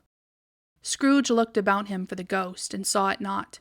As the last stroke ceased to vibrate, he remembered the prediction of old Jacob Marley, and lifting up his eyes, beheld a solemn phantom, draped and hooded, coming like a mist along the ground towards him.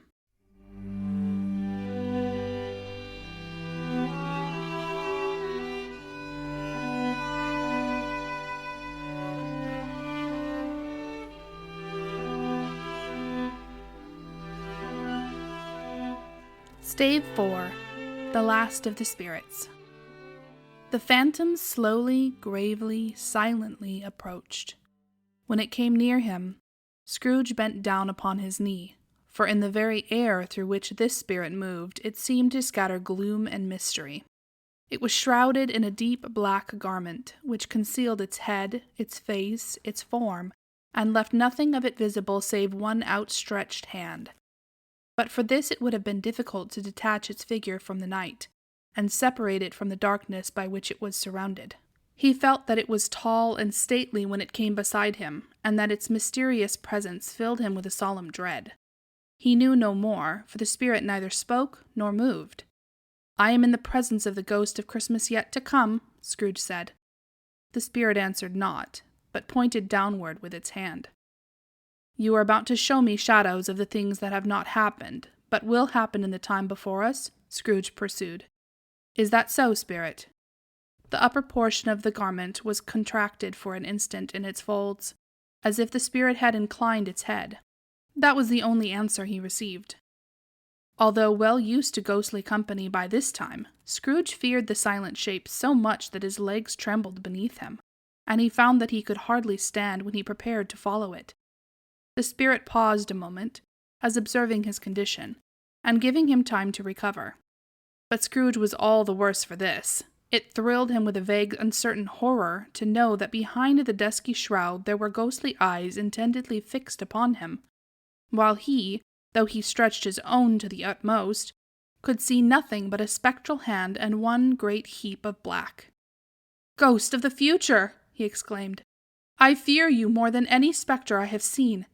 But as I know your purpose is to do me good, and as I hope to live to be another man from what I was, I am prepared to bear you company, and do it with a thankful heart.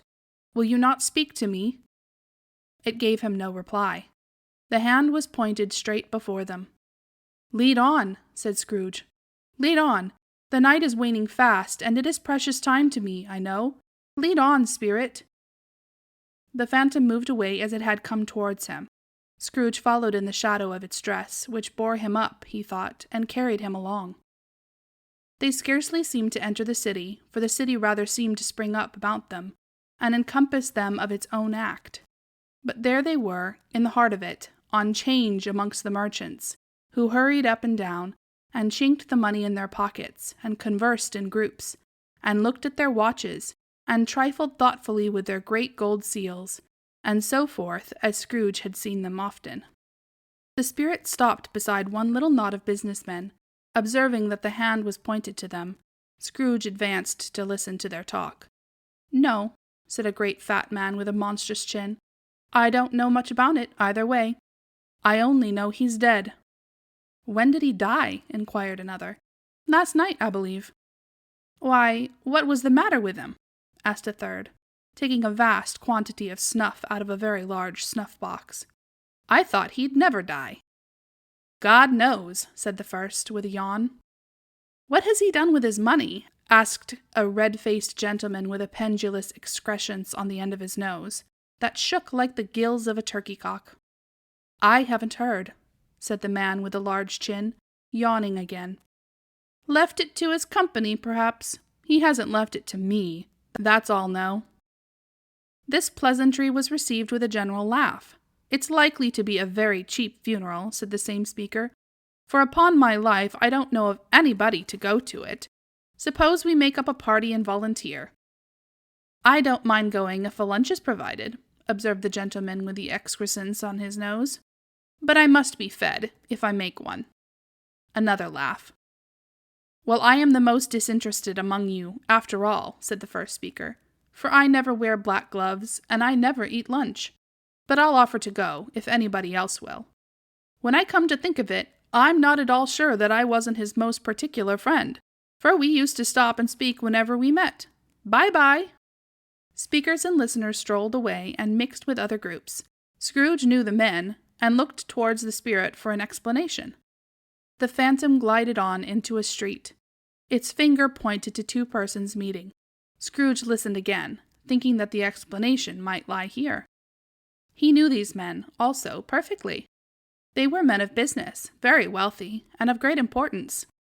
He had made a point always of standing well in their esteem, in a business point of view, that is, strictly in a business point of view. "How are you?" said one. "How are you?" returned the other. "Well," said the first. "Old Scratch has got his own at last, eh?" "So I am told," returned the second. "Cold, isn't it?" "Seasonable for Christmas time. You're not a skater, I suppose?" No, something else to think of. Good morning."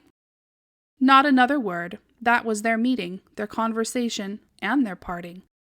Scrooge was at first inclined to be surprised that the spirit should attach importance to conversations apparently so trivial, but feeling assured that they must have some hidden purpose, he set himself to consider what it was likely to be. They could scarcely be supposed to have any bearing on the death of Jacob, his old partner, for that was past, and this ghost's province was the future. Nor could he think of anyone immediately connected with himself, to whom he could apply them. But nothing doubting that to whomsoever they applied, they had some latent moral for his own improvement. He resolved to treasure up every word he heard, and everything he saw, and especially to observe the shadow of himself when it appeared, for he had an expectation that the conduct of his future self would give him the clue he missed, and would render the solution of these riddles easy. He looked about in that very place for his own image, but another man stood in his accustomed corner, and though the clock pointed to his usual time of day for being there, he saw no likeness of himself among the multitudes that poured in through the porch. It gave him little surprise, however, for he had been revolving in his mind a change of life, and thought and hoped he saw his newborn resolutions carried out in this. Quiet and dark, beside him stood the phantom, with its outstretched hand. When he roused himself from his thoughtful quest, he fancied from the turn of the hand, and its situation in reference to himself, that the unseen eyes were looking at him keenly. It made him shudder, and feel very cold. They left the busy scene, and went into an obscure part of the town, where Scrooge had never penetrated before, although he recognized its situation and its bad repute. The ways were foul and narrow, the shops and houses wretched, and people half naked, drunken, slipshod, ugly. Alleys and archways, like so many cesspools, disgorged their offences of smell and dirt and life upon the straggling streets, and the whole quarter reeked with crime, with filth and misery. Far in this den of infamous resort there was a low-browed, beetling shop below a penthouse roof, where iron, old rags, bottles, bones, and greasy offal were brought. Upon the floor within were piled up heaps of rusty keys, nails, chains, hinges, files, scales, weights, and refuse iron of all kinds. Secrets that few would like to scrutinize were bred and hidden in mountains of unseemly rags, masses of corrupted fat, and sepulchres of bones. Sitting in among the wares he dealt in, by a charcoal stove, made of old bricks, was a gray-haired rascal, nearly 70 years of age, who had screened himself from the cold air without by a frowsy curtaining of miscellaneous tatters, hung upon a line, and smoked his pipe in all the luxury of calm retirement. Scrooge and the Phantom came into the presence of this man, just as a woman with a heavy bundle slunk into the shop, but she had scarcely entered, when another woman, similarly laden, came in too, and she was closely followed by a man in faded black, who was no less startled by the sight of them than they had been upon the recognition of each other. After a short period of blank astonishment, in which the old man with the pipe had joined them, they all three burst into a laugh. "Let the charwoman alone to be the first," cried she who had entered first. "Let the laundress alone to be the second, and let the undertaker's man alone to be the third. Look here, old Joe, here's a chance, if we haven't all three met here without meaning it." "You couldn't have met in a better place," said old Joe, removing his pipe from his mouth. "Come into the parlor. You were made free of it long ago, you know, and the other two ain't strangers. Stop till I shut the door of the shop. Ah, how it shrieks! There ain't such a rusty bed of metal in this place as its own hinges, I believe, and I'm sure there's no such old bones here as mine. Ha, ha! We're all suitable to our calling. We are well matched. Come into the parlor. Come into the parlor." The parlor was the space behind the screen of rags. The old man raked the fire together with an old stair-rod, and having trimmed his smoky lamp, for it was night, with the stem of his pipe, put it in his mouth again. While he did this, the woman who had already spoken threw her bundle on the floor and sat down in a flaunting manner on a stool, crossing her elbows on her knees, and looking with a bold defiance at the other two. "What odds, then? What odds, Mrs. Dilber?" said the woman. "Every person has a right to take care of themselves. He always did." "That's true indeed," said the laundress. "No man more so." "Why, then, don't stand staring as if you was afraid, woman. Who's the wiser? We're not going to pick holes in each other's coats, I suppose." "No, indeed," said Mrs. Dilber and the man together. "We should hope not." "Very well, then," cried the woman. "That's enough. Who's the worse for the loss of a few things like these? Not a dead man, I suppose." "No, indeed," said Mrs. Dilber, laughing. "If he wanted to keep him after he was dead, a wicked old screw," pursued the woman. "Why wasn't he natural in his lifetime? If he had been, he'd have had somebody to look after him when he was struck with death, instead of lying gasping out his last there, alone by himself." "It's the truest word that was ever spoke," said Mrs. Dilber. "It's a judgment on him." "I wish it was a little heavier one," replied the woman. "And it should have been. You may depend on it, if I could have laid my hands on anything else. Open that bundle, old Joe, and let me know the value of it. Speak out plain. I'm not afraid to be the first, nor afraid for them to see it. We knew pretty well that we were helping ourselves before we met here, I believe. It's no sin. Open the bundle, Joe." But the gallantry of her friends would not allow of this, and the man in faded black, mounting the breach first, produced his plunder. It was not extensive. A seal or two, a pencil case, a pair of sleeve buttons, and a brooch, of no great value, were all. They were severally examined and appraised by old Joe, who chalked the sums he was disposed to give for each upon the wall, and added them up into a total when he found that there was nothing more to come. "That's your account," said Joe, "and I wouldn't give another sixpence if I was to be boiled for not doing it. Who's next?" Mrs. Dilber was next. Sheets and towels, a little wearing apparel, 2 old-fashioned silver teaspoons, a pair of sugar tongs, and a few boots. Her account was stated on the wall in the same manner. "I always give too much to ladies. It's a weakness of mine, and that's the way I ruin myself," said old Joe. "That's your account. If you asked me for another penny, and made it an open question, I'd repent of being so liberal, and knock off half a crown." "And now undo my bundle, Joe," said the first woman. Joe went down on his knees for the greater convenience of opening it, and having unfastened a great many knots, dragged out a large and heavy roll of some dark stuff. "What do you call this?" said Joe. Bed curtains." "Ah," returned the woman, laughing and leaning forward on her crossed arms. "Bed curtains. You don't mean to say you took him down, rings and all, with him lying there?" said Joe. "Yes, I do," replied the woman. "Why not? You were born to make your fortune," said Joe, "and you'll certainly do it." "I certainly shan't hold my hand when I can get anything in it by reaching it out, for the sake of such a man as he was. I promise you, Joe," returned the woman coolly. "Don't drop that oil upon the blankets now." "His blankets?" asked Joe. "Who else's do you think?" replied the woman. "He isn't likely to take cold without 'em, I dare say. I hope he didn't die of anything catching, eh?" said Joe, stopping in his work and looking up. "Don't you be afraid of that," returned the woman. "I ain't so fond of his company that I'd loiter about him for such things, if he did. Ah, you may look through that shirt till your eyes ache, but you won't find a hole in it, nor a threadbare place. It's the best he had, and a fine one, too. They'd have wasted it if it hadn't been for me." "What do you call wasting of it?" asked old Joe. "Putting it on him to be buried in, to be sure," replied the woman with a laugh. "Somebody was fool enough to do it. But I took it off again. If calico ain't good enough for such a purpose, it isn't good enough for anything.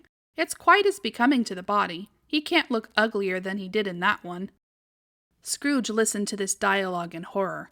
As they sat grouped about their spoil in the scanty light afforded by the old man's lamp, he viewed them with a detestation and disgust which could hardly have been greater, though they had been obscene demons, marketing the corpse itself. "Ha! Ha!" laughed the same woman, when old Joe, producing a flannel bag with money in it, told out their several gains upon the ground. "This is the end of it, you see. He frightened every one away from him when he was alive, to profit us when he was dead. Ha! Ha! Ha!" "Spirit," said Scrooge, shuddering from head to foot. I see. The case of this unhappy man might be my own. My life tends that way now. Merciful heaven, what is this?" He recoiled in terror, for the scene had changed, and now he almost touched a bare, uncurtained bed on which, beneath a ragged sheet, there lay a something covered up, which, though it was dumb, announced itself in awful language. The room was very dark, too dark to be observed with any accuracy, though Scrooge glanced around it in obedience to a secret impulse, anxious to know what kind of room it was. A pale light, rising in the outer air, fell straight upon the bed, and on it, plundered and bereft, unwatched, unwept, uncared for, was the body of this man. Scrooge glanced towards the phantom. Its steady hand was pointed to the head. The cover was so carelessly adjusted that the slightest raising of it, the motion of a finger upon Scrooge's part, would have disclosed the face. He thought of it, felt how easy it would be to do, and longed to do it, but had no more power to withdraw the veil than to dismiss the spectre at his side. "O cold, cold, rigid, dreadful death, set up thine altar here, and dress it with such terrors as thou hast at thy command, for this is thy dominion. But of the loved, revered, and honored head thou canst not turn one hair to thy dread purposes, or make one feature odious. It is not that the hand is heavy and will fall down when released. It is not that the heart and pulse are still, but that the hand was open, generous and true, the heart brave, warm, and tender, and the pulse a man's. Strike, shadow, strike, and see his good deeds springing from the wound, to sow the world with life immortal." No voice pronounced these words in Scrooge's ears, and yet he heard them when he looked upon the bed. He thought, if this man could be raised up now, what would be his foremost thoughts? Avarice, hard dealing, griping cares? They have brought him to a rich end, truly. He lay in the dark, empty house, with not a man, a woman, or a child. To say he was kind to me in this or that, and for the memory of one kind word I will be kind to him. A cat was tearing at the door, and there was a sound of gnawing rats beneath the hearthstone. What they wanted in the room of death, and why they were so restless and disturbed, Scrooge did not dare to think. "Spirit," he said, "this is a fearful place. In leaving it, I shall not leave its lesson, trust me. Let us go." Still the ghost pointed with an unmoved finger to the head.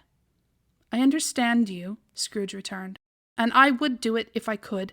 But I have not the power, Spirit, I have not the power. Again it seemed to look upon him.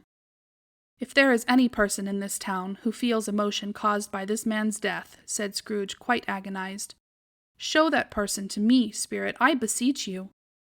The phantom spread its dark robe before him for a moment like a wing, and withdrawing it, revealed a room by daylight where a mother and her children were. She was expecting someone, and with anxious eagerness, for she walked up and down the room, started at every sound, looked out from the window, glanced at the clock, tried, but in vain, to work with her needle, and could hardly bear the voices of the children in their play. At length the long-expected knock was heard. She hurried to the door and met her husband, a man whose face was careworn and depressed, though he was young. There was a remarkable expression in it now, a kind and serious delight of which he felt ashamed and which he struggled to repress. He sat down to the dinner that had been hoarding for him by the fire, and when she asked him faintly what news, which was not until after a long silence, he appeared embarrassed how to answer. Is it good, she said, or bad, to help him? Bad, he answered. We are quite ruined? No, there is hope yet, Caroline. If he relents, she said, amazed. There is. Nothing is past hope, if such a miracle has happened. He is past relenting, said her husband. He is dead. She was a mild and patient creature if her face spoke truth, but she was thankful in her soul to hear it, and she said so, with clasped hands. She prayed forgiveness the next moment, and was sorry, but the first was the emotion of her heart. What the half-drunken woman whom I told you of last night said to me when I tried to see him and obtain a week's delay, and what I thought was a mere excuse to avoid me, turns out to have been quite true. He was not only very ill, but dying, then. To whom will our debt be transferred? I don't know, but before that time we shall be ready with the money, and even though we were not, it would be bad fortune indeed to find so merciless a creditor in his successor. We may sleep tonight with light hearts, Caroline. Yes, soften it as they would, their hearts were lighter. The children's faces hushed, and clustered round to hear what they so little understood, were brighter, and it was a happier house for this man's death. The only emotion that the ghost could show him, caused by the event, was one of pleasure. Let me see some tenderness connected with a death, said Scrooge, or that dark chamber, Spirit, which we left just now, will be forever present to me. The ghost conducted him through several streets familiar to his feet, and as they went along, Scrooge looked here and there to find himself, but nowhere was he to be seen. They entered poor Bob Cratchit's house, the dwelling he had visited before, and found the mother and the children seated round the fire. Quiet, very quiet. The noisy little Cratchits were as still as statues in one corner, and sat looking up at Peter, who had a book before him. The mother and her daughters were engaged in sewing, but surely they were very quiet. And he took a child, and set him in the midst of them. Where had Scrooge heard those words? He had not dreamed them. The boy must have read them out, and as he and the spirit crossed the threshold, why did he not go on? The mother laid her work upon the table, and put her hand up to her face. The color hurts my eyes, she said. The color? Ah, poor tiny Tim. They're better now again, said the Cratchit's wife. It makes them weak by candlelight, and I wouldn't show weak eyes to your father when he comes home, for the world. It must be near his time. Past it, rather, Peter answered, shutting up his book. But I think he's walked a little slower than he used, these last few evenings, mother. They were very quiet again, and at last she said, and in a steady, cheerful voice, that only faltered once, I have known him walk with Tiny Tim upon his shoulder, very fast indeed. And so have I, cried Peter, often. And so have I, exclaimed another. So had all. But he was very light to carry, she resumed, intent upon her work. And his father loved him so, that it was no trouble. And there is your father at the door. She hurried out to meet him, and little Bob and his comforter, he had need of it, poor fellow, came in. His tea was ready for him on the hob, and they all tried who should help him to it most. Then the two young Cratchits got upon his knees and laid, each child a little cheek against his face, as if they said, "Don't mind it, father, don't be grieved." Bob was very cheerful with them, and spoke pleasantly to all the family. He looked at the work upon the table, and praised the industry and speed of Mrs. Cratchit and the girls. They would be done long before Sunday, he said. "Sunday? You went today, then, Robert?" said his wife. "Yes, my dear," returned Bob. "I wish you could have gone. It would have done you good to see how green a place it is. But you'll see it often. I promised him that I would walk there on a Sunday. My little child," cried Bob. "My little child." He broke down all at once. He couldn't help it. If he could have helped it, he and his child would have been farther apart perhaps than they were. He left the room and went upstairs into the room above, which was lighted cheerfully and hung with Christmas. There was a chair set close beside the child, and there were signs of someone having been there lately. Poor Bob sat down in it, and when he had thought a little and composed himself, he kissed the little face. He was reconciled to what had happened, and went down again quite happy. They drew about the fire and talked. The girls and mother working still. Bob told them of the extraordinary kindness of Mr. Scrooge's nephew, whom he had scarcely seen but once, and who, meeting him in the street that day, and seeing that he looked just a little down, you know, said Bob, inquired what had happened to distress him. "On which," said Bob, "for he is the pleasantest spoken gentleman you ever heard," I told him, "I am heartily sorry for it, Mr. Cratchit," he said, "and heartily sorry for your good wife. By the by, how he ever knew that, I don't know." "Knew what, my dear?" "Why, that you were a good wife," replied Bob. "Everybody knows that," said Peter. "Very well observed, my boy," cried Bob. "I hope they do. Heartily sorry," he said, "for your good wife. If I can be of service to you in any way," he said, giving me his card. "That's where I live. Pray come to me." "Now, it wasn't," cried Bob, "for the sake of anything he might be able to do for us, so much as for his kind way. That this was quite delightful. It really seemed as if he had known our Tiny Tim and felt with us." "I'm sure he's a good soul," said Mrs. Cratchit. "You would be surer of it, my dear," returned Bob, "if you saw and spoke to him. I shouldn't be at all surprised, mark what I say, if he got Peter a better situation." "Only hear that, Peter," said Mrs. Cratchit. "And then," cried one of the girls, "Peter will be keeping company with someone and setting up for himself." "Get along with you," retorted Peter, grinning. "It's just as likely as not," said Bob, "one of these days, though there's plenty of time for that, my dear. But however and whenever we part from one another, I am sure we shall have none of us forget poor Tiny Tim, shall we, or this first parting that there was among us?" "Never, father," cried they all. "And I know," said Bob, "I know, my dears, that when we recollect how patient and how mild he was, although he was a little child, we shall not quarrel easily among ourselves, and forget poor Tiny Tim in doing it." "No, never, father," they all cried again. "I am very happy," said little Bob. "I am very happy." Mrs. Cratchit kissed him, his daughters kissed him, the two young Cratchits kissed him, and Peter and himself shook hands. "Spirit of Tiny Tim, thy childish essence was from God." "Spectre," said Scrooge. "Something informs me that our parting moment is at hand. I know it, but I know not how. Tell me what man that was whom we saw lying dead." The ghost of Christmas yet to come conveyed him, as before, though at a different time, he thought. Indeed, there seemed no order in these latter visions, save that they were in the future, into the resorts of business men, but showed him not himself. Indeed, the spirit did not stay for anything, but went straight on, as to the end just now desired, until besought by Scrooge to tarry for a moment.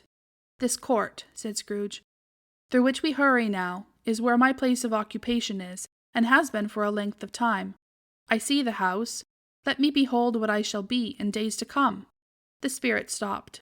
The hand was pointed elsewhere. "The house is yonder," Scrooge exclaimed. "Why do you point away?"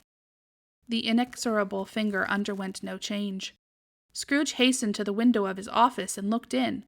It was an office still, but not his. The furniture was not the same, and the figure in the chair was not himself. The phantom pointed as before.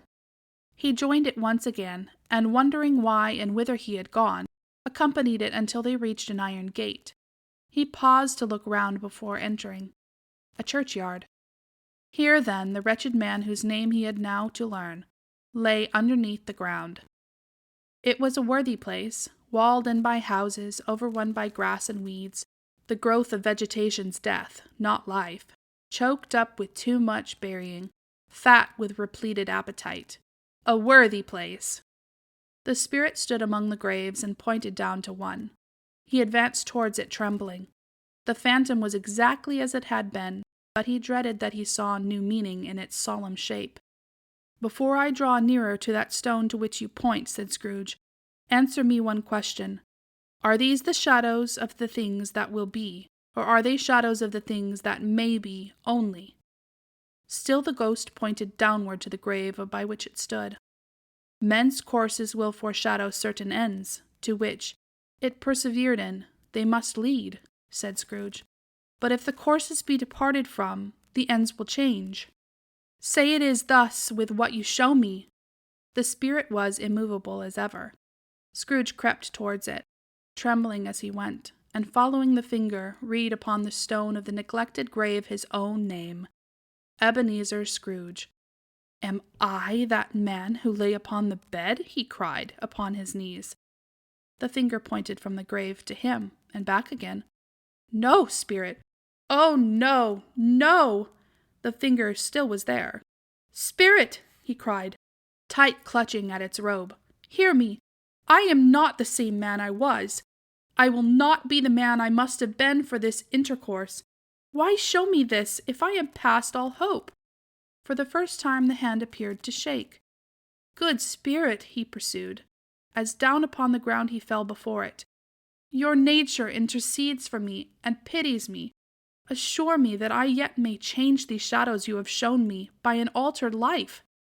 The kind hand trembled. "I will honor Christmas in my heart, and try to keep it all the year. I will live in the past, the present, and the future. The spirits of all three shall strive within me. I will not shut out the lessons that they teach. Oh, tell me I may sponge away the writing on this stone." In his agony he caught the spectral hand. It sought to free itself, but he was strong in his entreaty, and detained it. The spirit, stronger yet, repulsed him. Holding up his hand in one last prayer to have his fate reversed, he saw an alteration in the phantom's hood and dress. It shrunk, collapsed, and dwindled down into a bedpost.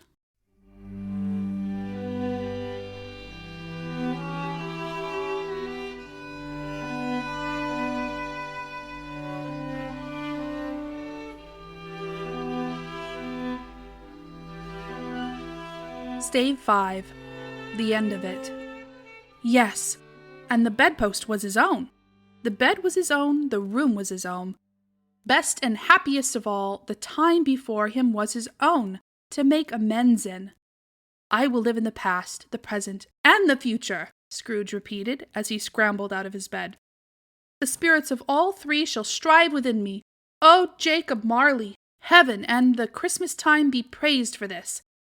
I say it on my knees, old Jacob, on my knees." He was so fluttered and so glowing with his good intentions that his broken voice would scarcely answer to his call. He had been sobbing violently in his conflict with the spirit, and his face was wet with tears. "They are not torn down," cried Scrooge, folding one of his bed curtains in his arms. "They are not torn down, rings and all. They are here. I am here. The shadows of the things that would have been may be dispelled. They will be. I know they will." His hands were busy with his garments all this time, turning them inside out, putting them on upside down, tearing them, mislaying them, making them parties to every kind of extravagance. "I don't know what to do," cried Scrooge, laughing and crying in the same breath, and making a perfect loukoon of himself with his stockings. "I am as light as a feather. I am as happy as an angel. I am as merry as a schoolboy. I am as giddy as a drunken man. A Merry Christmas to everybody. A Happy New Year to all the world. Hello there! Whoop! Hello!" He had frisked into the sitting-room and was now standing there, perfectly winded. "There's the saucepan that the gruel was in," cried Scrooge, starting off again and frisking round the fireplace. "There's the door by which the ghost of Jacob Marley entered. There's the corner where the ghost of Christmas Present sat. There's the window where I saw the wandering spirits. It's all right, it's all true, it all happened. Ha, ha, ha!" Really, for a man who had been out of practice for so many years, it was a splendid laugh, a most illustrious laugh, the father of a long, long line of brilliant laughs. "I don't know what day of the month it is," said Scrooge.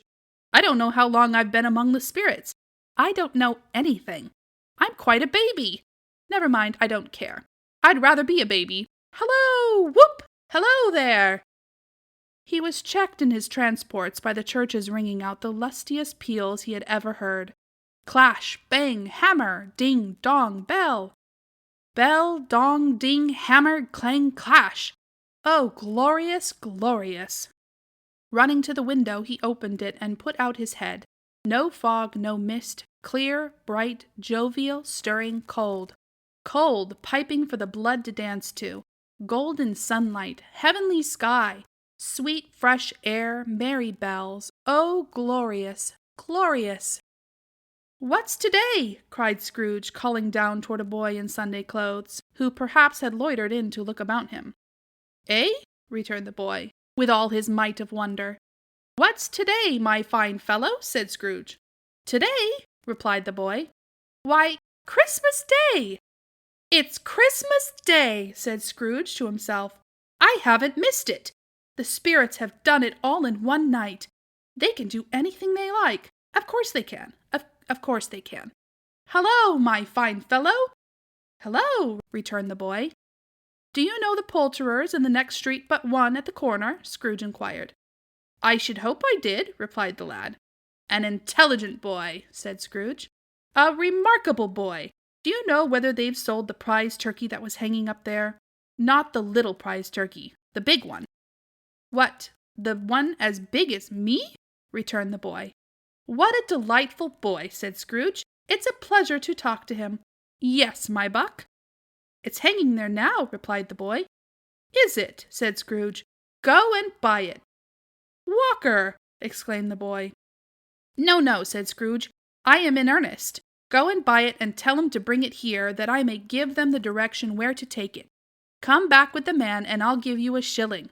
Come back with him in less than 5 minutes, and I'll give you half a crown." The boy was off like a shot. He must have had a steady hand at a trigger who could have got a shot off half so fast. "I'll send it to Bob Cratchit's," whispered Scrooge, rubbing his hands and splitting with a laugh.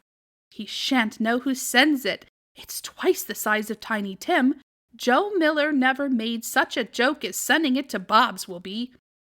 The hand in which he wrote the address was not a steady one, but write it he did, somehow, and went downstairs to open the street door, ready for the coming of the poulterer's man. As he stood there, awaiting his arrival, the knocker caught his eye. "I shall love it, as long as I live," cried Scrooge, patting it with his hand. "I scarcely ever looked at it before. What an honest expression it has in its face. It's a wonderful knocker. Here's the turkey. Hello! Whoop! How are you? Merry Christmas!" It was a turkey. He never could have stood upon his legs, that bird. He would have snapped 'em off short in a minute, like sticks of sealing wax. "Why, it's impossible to carry that to Camden Town," said Scrooge. "You must have a cab." The chuckle with which he said this, and the chuckle with which he paid for the turkey, and the chuckle with which he paid for the cab, and the chuckle with which he recompensed the boy, were only to be exceeded by the chuckle with which he sat down breathless in his chair again, and chuckled till he cried. Shaving was not an easy task, for his hand continued to shake very much, and shaving requires attention, even when you don't dance while you are at it. But if he had cut the end of his nose off, he would have put a piece of sticking plaster over it and been quite satisfied. He dressed himself all in his best, and at last got out into the streets. The people were by this time pouring forth as he had seen them with the ghost of Christmas Present, and walking with his hands behind him. Scrooge regarded every one with a delighted smile. He looked so irresistibly pleasant in a word that 3 or 4 good-humored fellows said, "Good morning, sir! A Merry Christmas to you!" And Scrooge said often afterwards that of all the blithe sounds he had ever heard, those were the blithest in his ears. He had not gone far, when coming on towards him he beheld the portly gentleman who had walked into his counting-house the day before and said, "Scrooge and Marley's, I believe." It sent a pang across his heart to think how this old gentleman would look upon him when they met, but he knew what path lay straight before him, and he took it. "My dear sir," said Scrooge, quickening his pace, and taking the old gentleman by both his hands, "how do you do? I hope you succeeded yesterday. It was very kind of you. A very Merry Christmas to you, sir." "Mr. Scrooge?" "Yes," said Scrooge. "That is my name. And I fear it may not be pleasant to you. Allow me to ask your pardon, and will you have the goodness—" Here Scrooge whispered in his ear. "Lord bless me!" cried the gentleman, as if his breath were gone. "My dear Mr. Scrooge, are you serious?" "If you please," said Scrooge. "Not a farthing less. A great many back payments are included in it, I assure you. Will you do me that favor?" "My dear sir," said the other, shaking hands with him, "I don't know what to say to such "Don't say anything, please," retorted Scrooge. "Come and see me. Will you come and see me?" "I will," cried the old gentleman, and it was clear he meant to do it. "Thank ye," said Scrooge. "I am much obliged to you. I thank you 50 times. Bless you." He went to church and walked about the streets and watched the people hurrying to and fro, and patted children upon the head and questioned beggars, and looked down into the kitchens of houses and up to the windows, and found that everything could yield him pleasure. He had never dreamed that any walk, that anything, could give him so much happiness. In the afternoon he turned his steps towards his nephew's house. He passed the door a dozen times before he had the courage to go up and knock, but he made a dash and did it. "Is your master at home, my dear?" said Scrooge to the girl. "Nice girl, very." "Yes, sir." "Where is he, my love?" said Scrooge. "He is in the dining-room, sir, along with mistress. I'll show you upstairs, if you please." "Thank ye. He knows me," said Scrooge, with his hand already on the dining-room lock. "I'll go in here, my dear." He turned it gently, and sidled his face in round the door. They were looking at the table, which was spread out in great array, for these young housekeepers are always nervous on such points, and like to see that everything is right. "Fred!" said Scrooge. Dear heart alive, how his niece by marriage started. Scrooge had forgotten, for the moment, about her sitting in the corner with the footstool, or he wouldn't have done it, on any count. "Why, bless my soul!" cried Fred. "Who's that?" "It's I, your Uncle Scrooge. I have come to dinner. Will you let me in, Fred?" "Let him in? It is a mercy he didn't shake his arm off. He was at home in 5 minutes. Nothing could be heartier. His niece looked just the same. So did Topper when he came. So did the plump sister when she came. So did everyone when they came. Wonderful party, wonderful games, wonderful unanimity, wonderful happiness." But he was early at the office next morning. Oh, he was early there. If he could only be there first and catch Bob Cratchit coming late, that was the thing he had set his heart upon. And he did it. Yes, he did. The clock struck 9. No Bob. 1/4 past. No Bob. He was full 18 minutes and a half behind his time. Scrooge sat with his door wide open, that he might see him come into the tank. His hat was off before he opened the door, his comforter too. He was on his stool in a jiffy, driving away with his pen, as if he were trying to overtake 9 o'clock. "Hello!" growled Scrooge, in his accustomed voice, as near as he could feign it. "What do you mean by coming here at this time of day?" "I'm very sorry, sir," said Bob. "I am behind my time." "You are?" repeated Scrooge. "Yes, I think you are. Step this way, if you please." "It's only once a year, sir," pleaded Bob, appearing from the tank. "It shall not be repeated. I was making rather merry yesterday, sir." "Now, I'll tell you what, my friend," said Scrooge. "I am not going to stand this sort of thing any longer, and therefore," he continued, leaping from his stool and giving Bob such a dig in the waistcoat that he staggered back into the tank again. and therefore I am about to raise your salary." Bob trembled and got a little nearer to the ruler. He had a momentary idea of knocking Scrooge down with it, holding him and calling him to the people in the court for help and a strait waistcoat. "A Merry Christmas, Bob," said Scrooge with an earnestness that could not be mistaken, as he clapped him on the back. "A merrier Christmas, Bob, my good fellow, than I have given you for many a year. I'll raise your salary and endeavor to assist your struggling family, and we will discuss your affairs this very afternoon over a Christmas bowl of smoking bishop, Bob. Make up the fires, and buy another coal scuttle before you dot another I, Bob Cratchit." Scrooge was better than his word. He did it all, and infinitely more. And to Tiny Tim, who did not die, he was a second father. He became as good a friend, as good a master, and as good a man as the good old city knew, or any other good old city, town, or borough in the good old world. Some people laughed to see the alteration in him, but he let them laugh, and little heeded them, for he was wise enough to know that nothing ever happened on this globe for good at which some people did not have their fill of laughter in the outset, and knowing that such of these would be blind anyway, he thought it quite as well that they should wrinkle up their eyes and grins, and have the milady in less attractive forms. His own heart laughed, and that was quite enough for him. He had no further intercourse with spirits, but lived upon the total abstinence principle, even afterwards, and it was always said of him that he knew how to keep Christmas well, if any man alive possessed the knowledge. May that be truly said of us, and all of us, and so, as Tiny Tim observed, God bless us, every one. You've been listening to A Christmas Carol by Charles Dickens, here on Everyday Charlotte. Come back next week. I've got so many more good books to share with you.